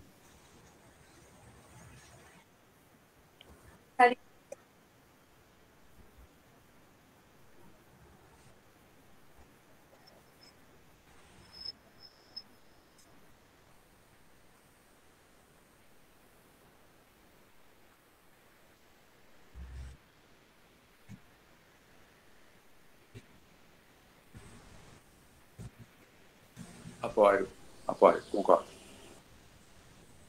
Obrigada, Kathleen, obrigada a todos aí. Eu gostaria de endereçar uma pergunta ao professor Danilo. Na verdade, não é uma pergunta, pedir um comentário a respeito do posicionamento do nosso querido Ariano Suassuna, que eu acho que é uma figura bastante emblemática dentro de toda a sua colocação, né, em relação à questão dessa hibridez, dessa coisa das culturas, de como as culturas se constroem, mas a postura do Suassuna na literatura, na linguagem, no uso da linguagem, na questão territorial, histórica, geográfica, inclusive pessoal, né, de não nem sequer sair do seu país nem sequer para visitar outro espaço que não seja aquele no qual ele... Enfim, eu gostaria de saber, ouvir algum comentário do professor Danilo acerca da posição do Ariano Suassuna em relação à preservação, ao cuidado, à valorização, a assertividade na afirmação da cultura brasileira, da língua que a gente fala, e, ao mesmo tempo, algo defensivo, poderíamos dizer, no sentido mesmo de guarda contra qualquer forma de imperialismo, a força do colonialismo e tudo mais. Enfim, algum comentário acerca da figura e da posição do Ariano Suassuna em relação à questão da proteção e da afirmação da cultura brasileira. Obrigada, professor. Muito obrigada. Claro, não, eu acho que você lembrou muito bem, trouxe uma referência fundamental aí. Eu acho que o Suassuna é um dos nossos grandes pensadores nesse sentido da cultura brasileira, né? Algo que transcende a literatura, a qual ele trouxe uma contribuição imensa, mas eu acho que você destacou um ponto que eu gostaria de enfatizar também, que é a contribuição do Suassuna à linguagem, de como ele trabalhou a linguagem, de como ele criou quase que a gente pode dizer uma nova língua, né? Usando o português, usando os falares regionais, usando que representa muito essa cultura nordestina que tem para nós um caráter fundamental de originalidade de pensamento, de contribuição, né? Então eu coloco assim o Suassuna como um dos grandes pensadores brasileiros, né? Eu tive a felicidade de conhecê-lo brevemente lá em Recife, uma vez que eu visitei o FPE, no Departamento de Filosofia. Ele atuou no Departamento de Filosofia. Da UFPE um período, né, dava aula de estética. E eu conheci lá uma palestra e tudo, depois conversamos um pouquinho, e era uma figura genial, absolutamente genial, de uma criatividade enorme. Então você trouxe uma excelente referência. Muito bom, muito obrigado. Próxima. Eu acho que é o Igor, né? Igor, por favor. Meu comentário, minha pergunta é muito baseada nas perguntas que vieram antes, principalmente do Arthur. A gente comentou sobre as culturas indígenas, eu fiquei surpreso com essa língua proibida, né, o Engatu. Muito interessante isso. E eu não consigo deixar de lembrar de umas aulas de etnologia indígena que tinha a cultura da alteridade e a cultura da identidade, né? A cultura da identidade ela vai procurar o igual. O igual é meu irmão, né? Eu considero irmão igual. E a cultura indígena, ela passaria um pouco pela cultura da alteridade, né? O diferente é bom, aprender diferentes formas de mundo é bom. Então, eu fico perguntando se não é um pouco eurocêntrico ou etnocêntrico tentar pegar o conceito de epistemologia, mesmo na sua historicidade, na antiguidade grega, e colocar para outras culturas, sabe? Se isso já não é uma forma de delimitar o saber. Por exemplo, tentar achar traços em comum. Eu tenho cosmologia, então eu vou tentar achar uma cosmologia numa cultura diferente. Né? E se não tiver uma cosmologia facilmente identificada? Então não é relevante? Então não tem um ponto em comum? Não tem um saber aí? Então, tentar buscar o igual dentro dessa restrição do conceito de epistemologia pode ser um resquício lá dentro da gente de um etnocentrismo. E eu queria saber, assim, além disso, né, como que a gente pode promover esse elogio da alteridade, né? Não só pelas coisas que são características da minha cultura, mas como que a gente pode promover, identificar por que o Guangatu é tão importante que ele volte a ser falado, por que essa cultura da alteridade tem tantas coisas boas para a sociedade, né? A gente tem dentro de uma ideia de evolução cultural, uma coisa assim, que é uma coisa antiga, né? Uma coisa da antropologia mais antiga, mas a gente tem culturas que não tem suicídio, por exemplo, que é uma coisa bem característica da nossa cultura. Não tem a vida não vale a pena, né? Esse questionamento. E se isso também não pode ser considerado como uma certa contribuição dessas culturas para a nossa. Eu tendo a concordar com você. Eu só acho que não há... Vamos pegar a epistemologia, né? Que é um termo mais recente, como eu tentei mostrar. Vamos pegar a epistemologia. Não há... Eu acho que o fato desses termos terem uma origem, por exemplo, uma origem grega, não dão a esses termos, nem aos gregos, uma propriedade sobre eles, né? Eles podem ser apropriados por quem quer que seja e retransformados, reelaborados, transformados. E é assim que acontece, né?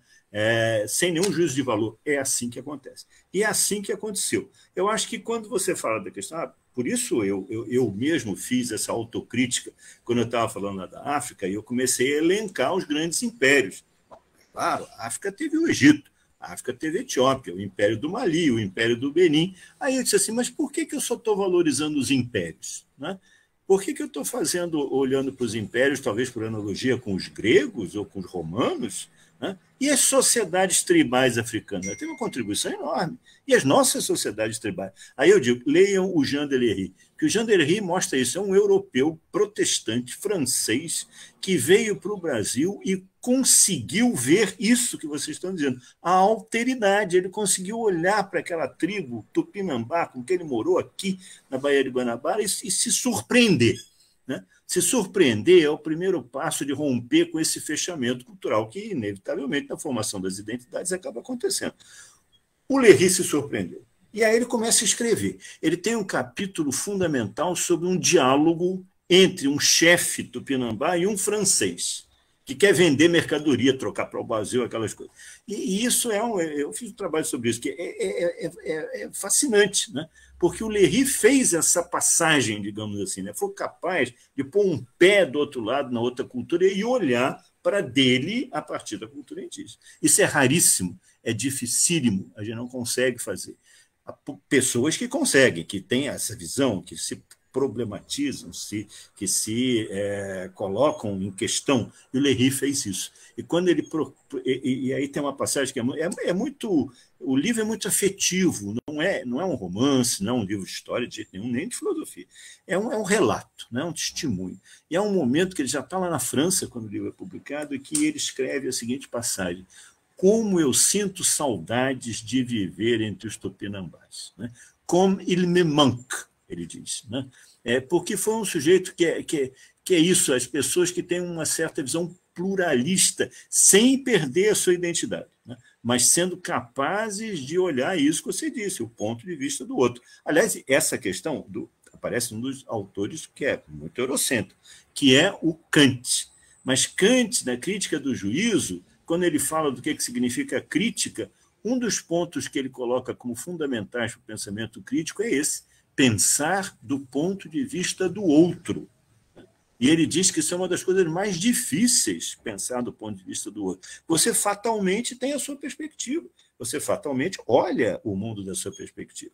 Mas ampliar essa perspectiva, é isso que eu advogo, ampliação da perspectiva, né? Por isso que eu não acho que deva dizer que o inglês não tem cultura, todo mundo tem cultura, sim, todas as culturas são interessantes, que a gente aprende com todas elas, né? Ou pode até aprender a não fazer o que elas fazem, né? Pode até aprender isso, né? Mas seja lá como for. Então, eu acho que os franceses, Léry, que inspirou Montaigne, quando Montaigne escreve Os Canibais, eu acho que Os Canibais é um dos textos mais importantes desse ponto de vista. São franceses refletindo sobre a experiência do outro e dizendo isso. O que nós podemos aprender com a visão que eles trazem, né? O que eles nos ensinam, o que eles nos mostram sobre a vida humana, sobre o ser humano, sobre a existência humana, sobre a experiência humana, a diversidade da experiência humana.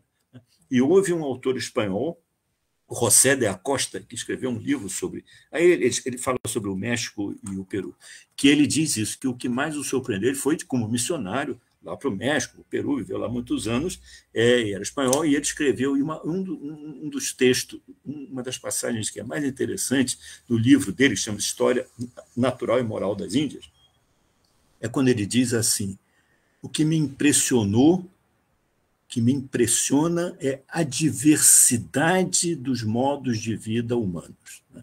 E foi isso que apareceu para esses autores que tiveram esse tipo de sensibilidade, que existem alternativas aos modos de vida, que eu não vou virar, o Léry é muito claro nisso, eu não vou virar um tupinambá, não posso, não consigo, mesmo que eu quisesse, eu sou um francês, né? Mas isso não deve me impedir de entender os tupinambás, de viver parte da experiência dos tupinambás e de criar uma terceira coisa. Então, eu nunca vou ser tupinambá, mas eu já não sou mais pura e simplesmente um francês, né? Eu sou um francês que viveu com os tupinambás e que aprendeu com eles uma opção de coisas. Então, não vou virar tupinambá porque não posso, não é viável isso. Mas não sou mais o francês que eu era quando eu vim para cá, né? Então, eu acho que essa lição é fundamental aí, porque é a lição da alteridade, né? Desculpe, Danilo, mas faz com que ele, após, né, em seu país de origem, comece a problematizar até mesmo isso, coisas em relação à sua própria cultura. É isso. Foi exatamente isso. Gente,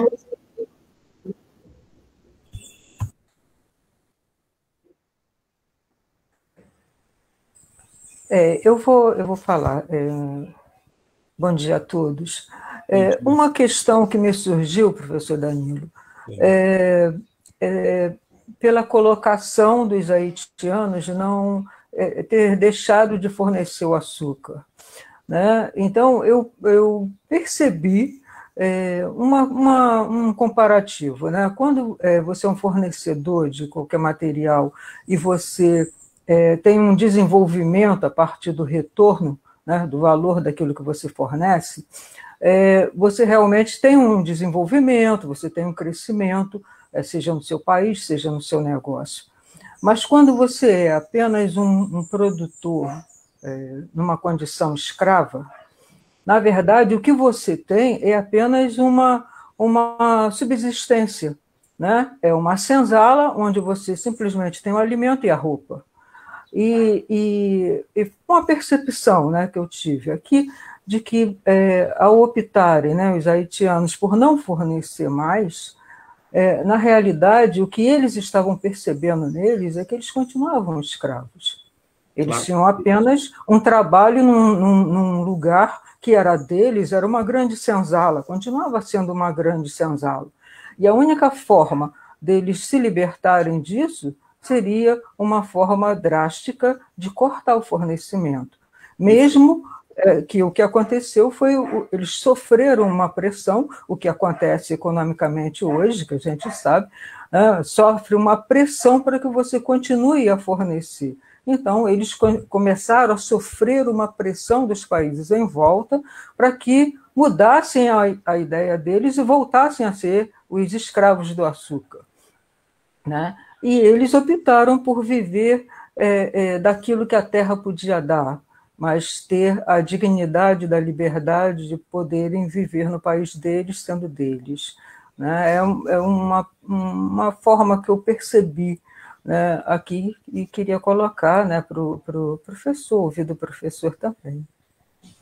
Não, é isso, eu concordo inteiramente com você. Eles quiseram sair fora do mercado, né, digamos assim, do mercado da produção colonial, porque eles perceberam que era aquilo que os escravizava, né, e que eles não iam conseguir continuar produzindo açúcar, bom, não ser mais escravos, não iam maltratar uns aos outros, mas não conseguiriam mais produzir açúcar se não tivessem uma mão de obra que pudesse, de forma extensiva, gerar aquele lucro imenso. Eles saíram fora do mercado, saíram fora de uma economia que já estava se globalizando. Algo que para nós hoje parece impensável. Como é que você vai sair do mercado hoje? Não tem como, isso aquilo preencheu todos os espaços. Mas naquele momento eles pensaram assim, e pagaram o preço. Não vou dizer que o preço foi porque eles tomaram uma decisão errada. Não, é porque houve um boicote internacional, uma pressão internacional, houve invasões o tempo todo. Eles foram estigmatizados como o povo que tornou isso tudo problemático, né? E que consistiram numa ameaça aos outros países que tinham um número muito grande de escravos. Naquela época, principalmente Estados Unidos, Inglaterra e Brasil, né? Eram as grandes potências coloniais. Portugal, até certo ponto, a Espanha já era decadente. Por quê? Né? Porque vai que eles inspiram outras revoltas de escravos. E houve na Jamaica, houve nas outras ilhas do Caribe ali próximas, né? Houve, né, essas revoltas que não foram adiante. A haitiana foi a única bem-sucedida. Mas o preço que eles pagaram foi essa decisão de sair fora do mercado, né? Do mercado colonial, de não ser mais produtor de mercadoria que vai ser exportada para o mundo lá do centro do capitalismo consumir, né? Deixaram de ser... Já pensou se nós hoje deixamos isso? Imagina se isso é possível. De deixar de ser os maiores produtores mundiais de soja e de carne, né? Nós somos. Né? Nós somos os maiores produtores mundiais de carne e de soja, né? Que destrói meio ambiente, tem problema de várias coisas aí na soja, porque leva todo tipo de poluição né, de coisa que é agrotóxico, de tudo isso. Para nós é impossível, digamos assim, né? É impossível. Como que vai acontecer, né? Nós somos uma grande fazenda de soja e de produção de gado. O Brasil é economia colonial, exportadora. Os haitianos fizeram uma opção. Deu certo? Não sei. Nós vamos dizer que não deu certo pela nossa ótica. Hoje o Haiti tem uma outra história. Eu teria que ver a história do Haiti, que eu não conheço em detalhe, mas eu estou falando daquele período. Naquele período, isso é fantástico. Uma sociedade com seus conflitos, obviamente, havia conflitos entre eles, com seus conflitos, tomar uma decisão desse tipo. É quase que o impensável. E, no entanto, aconteceu. Eles fizeram essa opção, né? Que é um grande exemplo, uma grande coisa para você pensar o que aconteceu lá. Eu gosto muito da história, eu acho que a gente aprende muito com a história. Eu acho que, simplesmente, principalmente quando você tem essas histórias do radicalmente diferente, né? Eu acho que o Haiti é um exemplo disso, né? É um exemplo disso, do radicalmente diferente. Eu concordo com tudo que você disse. Eles optaram por sair fora porque eles não queriam mais participar de um mercado exportador, que era um mercado colonial. Pagaram o preço, né? E de outras coisas que aconteceram também. Poderiam ter sobrevivido com uma sociedade de cultura de subsistência? Provavelmente sim, mas houve pressões e invasões o tempo todo, apropriações, foi terrível. Mas foi isso que aconteceu. Concordo com a sua análise. E serem explorados com salário de fome para que uma meia dúzia de elite explore todo esse movimento. Né? É isso. Vocês sabem que os fazendeiros franceses, os escravos haitianos que trabalhavam na cana-de-açúcar, trabalhavam nus, sem roupa nenhuma. Eu estou lembrando disso que você falou, alimento e roupa. Eles não tinham roupa, eles não recebiam roupa, porque era para dificultar a fuga. A fuga, como é que você vai fugir inteiramente sem roupa, inteiramente pelado? Não tinha como fugir, nem aonde guardar alguma coisa, nem aonde colocar alguma coisa. Eles trabalhavam nus. Sendo que a colheita da cana-de-açúcar é muito perigosa. Até hoje, no Nordeste, isso já mudou um pouco. Você tem acidentes de trabalho gravíssimos, porque você usa aquelas coisas para cortar e corta dedo, corta braço, corta diabo. Isso aí acontecia muito no Haiti. Então, foram essas razões que levaram a uma tomada de decisão. Não foi só uma análise econômica, dizer, não, nós vamos participar mais do mercado. Não. Foi por causa do modo de vida que isso trazia para eles. Terrível. Né? Com esses acidentes, com essa violência, com essa coisa toda, para produzir açúcar para o mundo, para a Europa, essencialmente. Nós também produzimos, e os Estados Unidos também. Continua. Bom dia a todos, bom dia, professor Danilo, obrigado pela aula. Achei bem esclarecedor e, ao mesmo tempo, aquela aula que planta várias dúvidas, né? Eu acredito que as boas aulas são essas. Eu queria fazer uma colocação em cima do que o Arthur levantou e o que a Mauri também, né, sobre essa questão e que o professor Danilo também levanta sobre a diversidade cultural, como a gente começa a repudiar uma outra cultura, né? Então a minha melhora e logo eu começo a falar mal de uma outra cultura. Eu me lembrei muito do Abdias Nascimento, né? O livro Quilombismo, que eu acho que é um livro que também explica bem essa questão e, ao mesmo tempo, explica como que se dá essa diversidade cultural.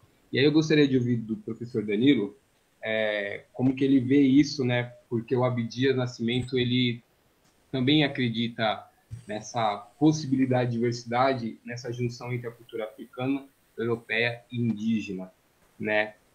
Mas qual a possibilidade hoje que a gente tem dessa organização, professor Danilo?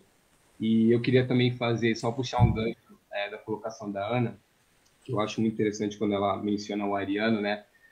Como que a gente aqui no Brasil, em alguns lugares, eu não vou generalizar, a gente enxerga o Ariano Suassuna como um autor regional e não nacional, né? Então é muito interessante a gente olhar para essa diversidade cultural e perguntar diversidade para quem, né? Quando a gente tem um autor como o Ariano, que é um autor incrível e que é visto como um autor regional. E aí, quando a gente vai olhar para quais são os autores nacionais, eu acho que ele já responde ao mesmo tempo, né? Para quem que é essa diversidade cultural. Então, eu gostaria de ouvir do professor Danilo a opinião dele sobre. Obrigado. Não, eu acho que você tem toda a razão. O Abdias é uma grande referência, né, pela contribuição dele ao teatro, pela contribuição dele à literatura, pela liderança dele. Foi um pioneiro nessa questão toda. E pela ligação dele com a política, o Abdias foi senador, né, pelo Rio de Janeiro. Foi senador. Teve uma militância muito grande, tem um arquivo muito interessante que tem sido aí objeto, eu conheço pessoas que lá fizeram pós-graduação na PUC e trabalharam os arquivos do Abdias Nascimento. É tudo muito bem preservado pela mulher dele e tudo. Então, acho que o Abdias é uma grande referência. Agora, essa questão da identidade e da diversidade, do plural e do regional, eu só tenho uma resposta para você. Dialética, né? Que você mantém uma identidade sem perder essa diversidade, que você contribui, e o Ariano foi muito claro nisso, na defesa de uma cultura regional, mas que ele não via como regional no sentido estreito do regional, né? Ele quer recuperar as tradições ali, muito ligado a essa questão da terra, de tudo isso, isso é fundamental para ele, mas ao mesmo tempo ele está mostrando que isso faz parte de uma identidade mais ampla. Eu acho que a resposta é dialética, né? Há sempre Agora, a tensão também. Não pensem que essas coisas são sem tensão ou sem conflitos. Mas aí eu sou hegeliano. A tensão e o conflito são coisas positivas, que são os motores da mudança, são os motores da transformação na sociedade. Mas concordo com você. Acho que a sua análise é perfeita. Agora, Abdias é uma excelente referência. Você lembrou muito bem. Eu recomendo aí que vocês vejam que tem uma obra interessantíssima. E foi um pioneiro, de certa forma.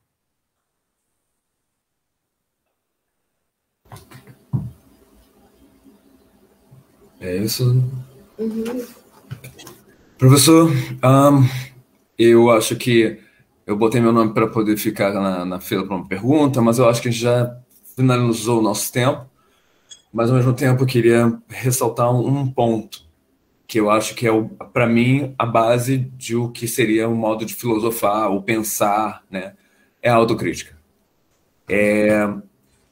De uma relação de porcentagem, a gente tem ainda menos que 10% de pessoas negras aqui.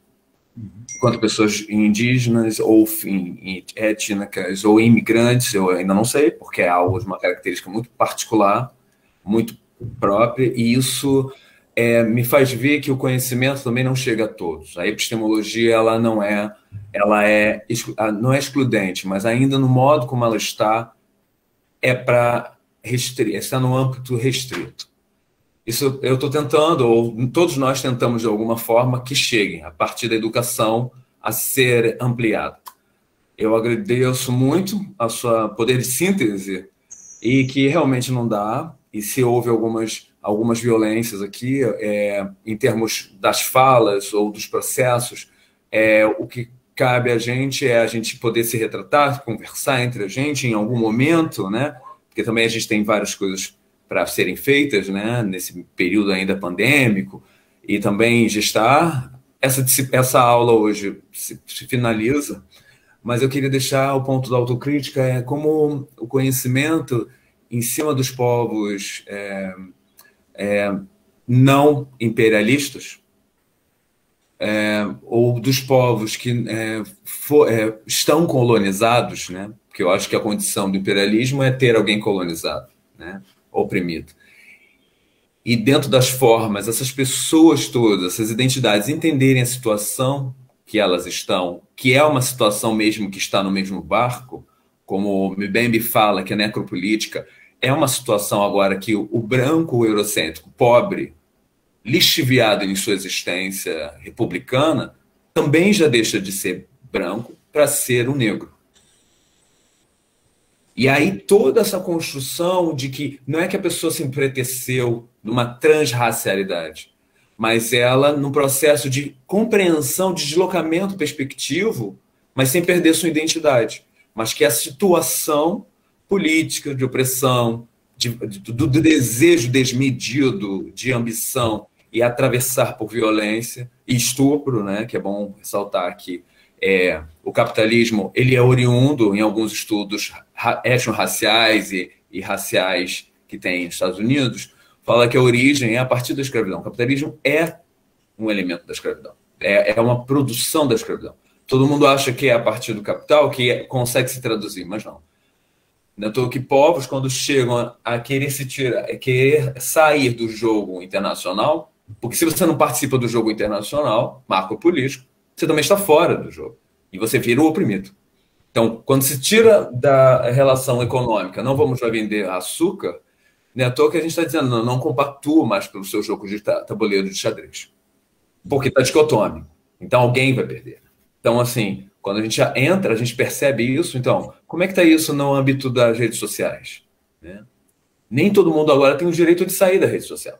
Então, a gente já percebe que o processo de conhecimento, ele atravessa politicamente nossas vidas, principalmente estando aqui, que seria maravilhoso ter uma aula presencial, que a oralidade diz muito, os atravessamentos, as peles iam dizer muito, a gente só vê nossos quadradinhos, e isso, pictoriamente, aí eu venho ressaltar, melanina é o que ainda diz que, olha, existe, há pessoas que têm diferenças. Exemplo, pessoas amarelas. Uns novos questionamentos sobre identidade. Então, só há uma polaridade entre o branco e o preto. Então, conhecimento é dizer que há outras cores ou outras relações. Então, eu quero dizer que a relação epistêmica ou próxima a Eudenai, que traz uma relação de conhecimento, ou busca por esse conhecimento, que independe da aferição da assertividade, mas é científico também, ou que a gente pode dizer que tem dados que podem ser recolhidos ao ponto de gerar soluções de problemas entre as entidades, as pessoas, nos sujeitos, as sujeitos, né? É o que vai fazer a diferença numa filosofia ética, entendeu? Responsável. Então, eu agradeço. Se o senhor tiver mais algumas palavras, Danilo, agradeço muito. Não, eu queria também agradecer o convite e para mim foi muito interessante essa discussão, as questões que vocês levantaram.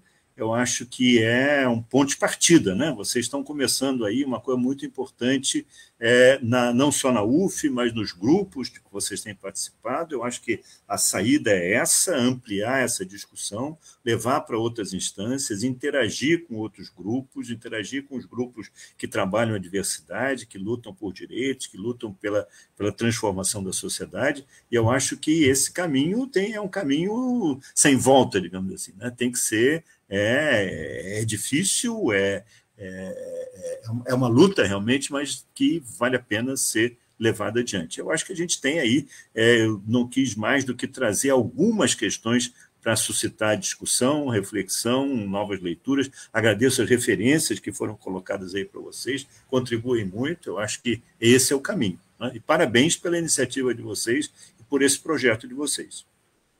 Grande abraço, então. Obrigado, Kathleen. Obrigado, Italmar. Quer dizer algo para falar? Manda ver. Obrigado, hein? Ô, Danilo, obrigado. Alô, Italmar. Você. Ana, Igor, Rosemary, todo mundo. Obrigado, Kathleen. Tchau.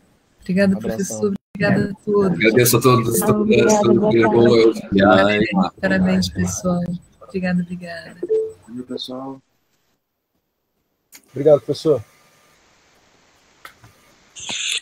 Alguém sabe onde vai ficar salva a gravação da aula? Não. Ainda não. Vamos fazer, a gente vai tentar dar um jeito aqui e a gente avisa pela página do Face e também pelo grupo do Café. Tá bom, obrigado, Tomar.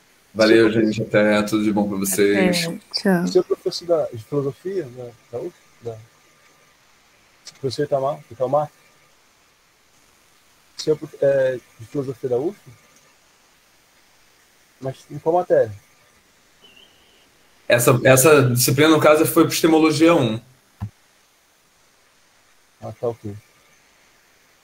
Obrigado.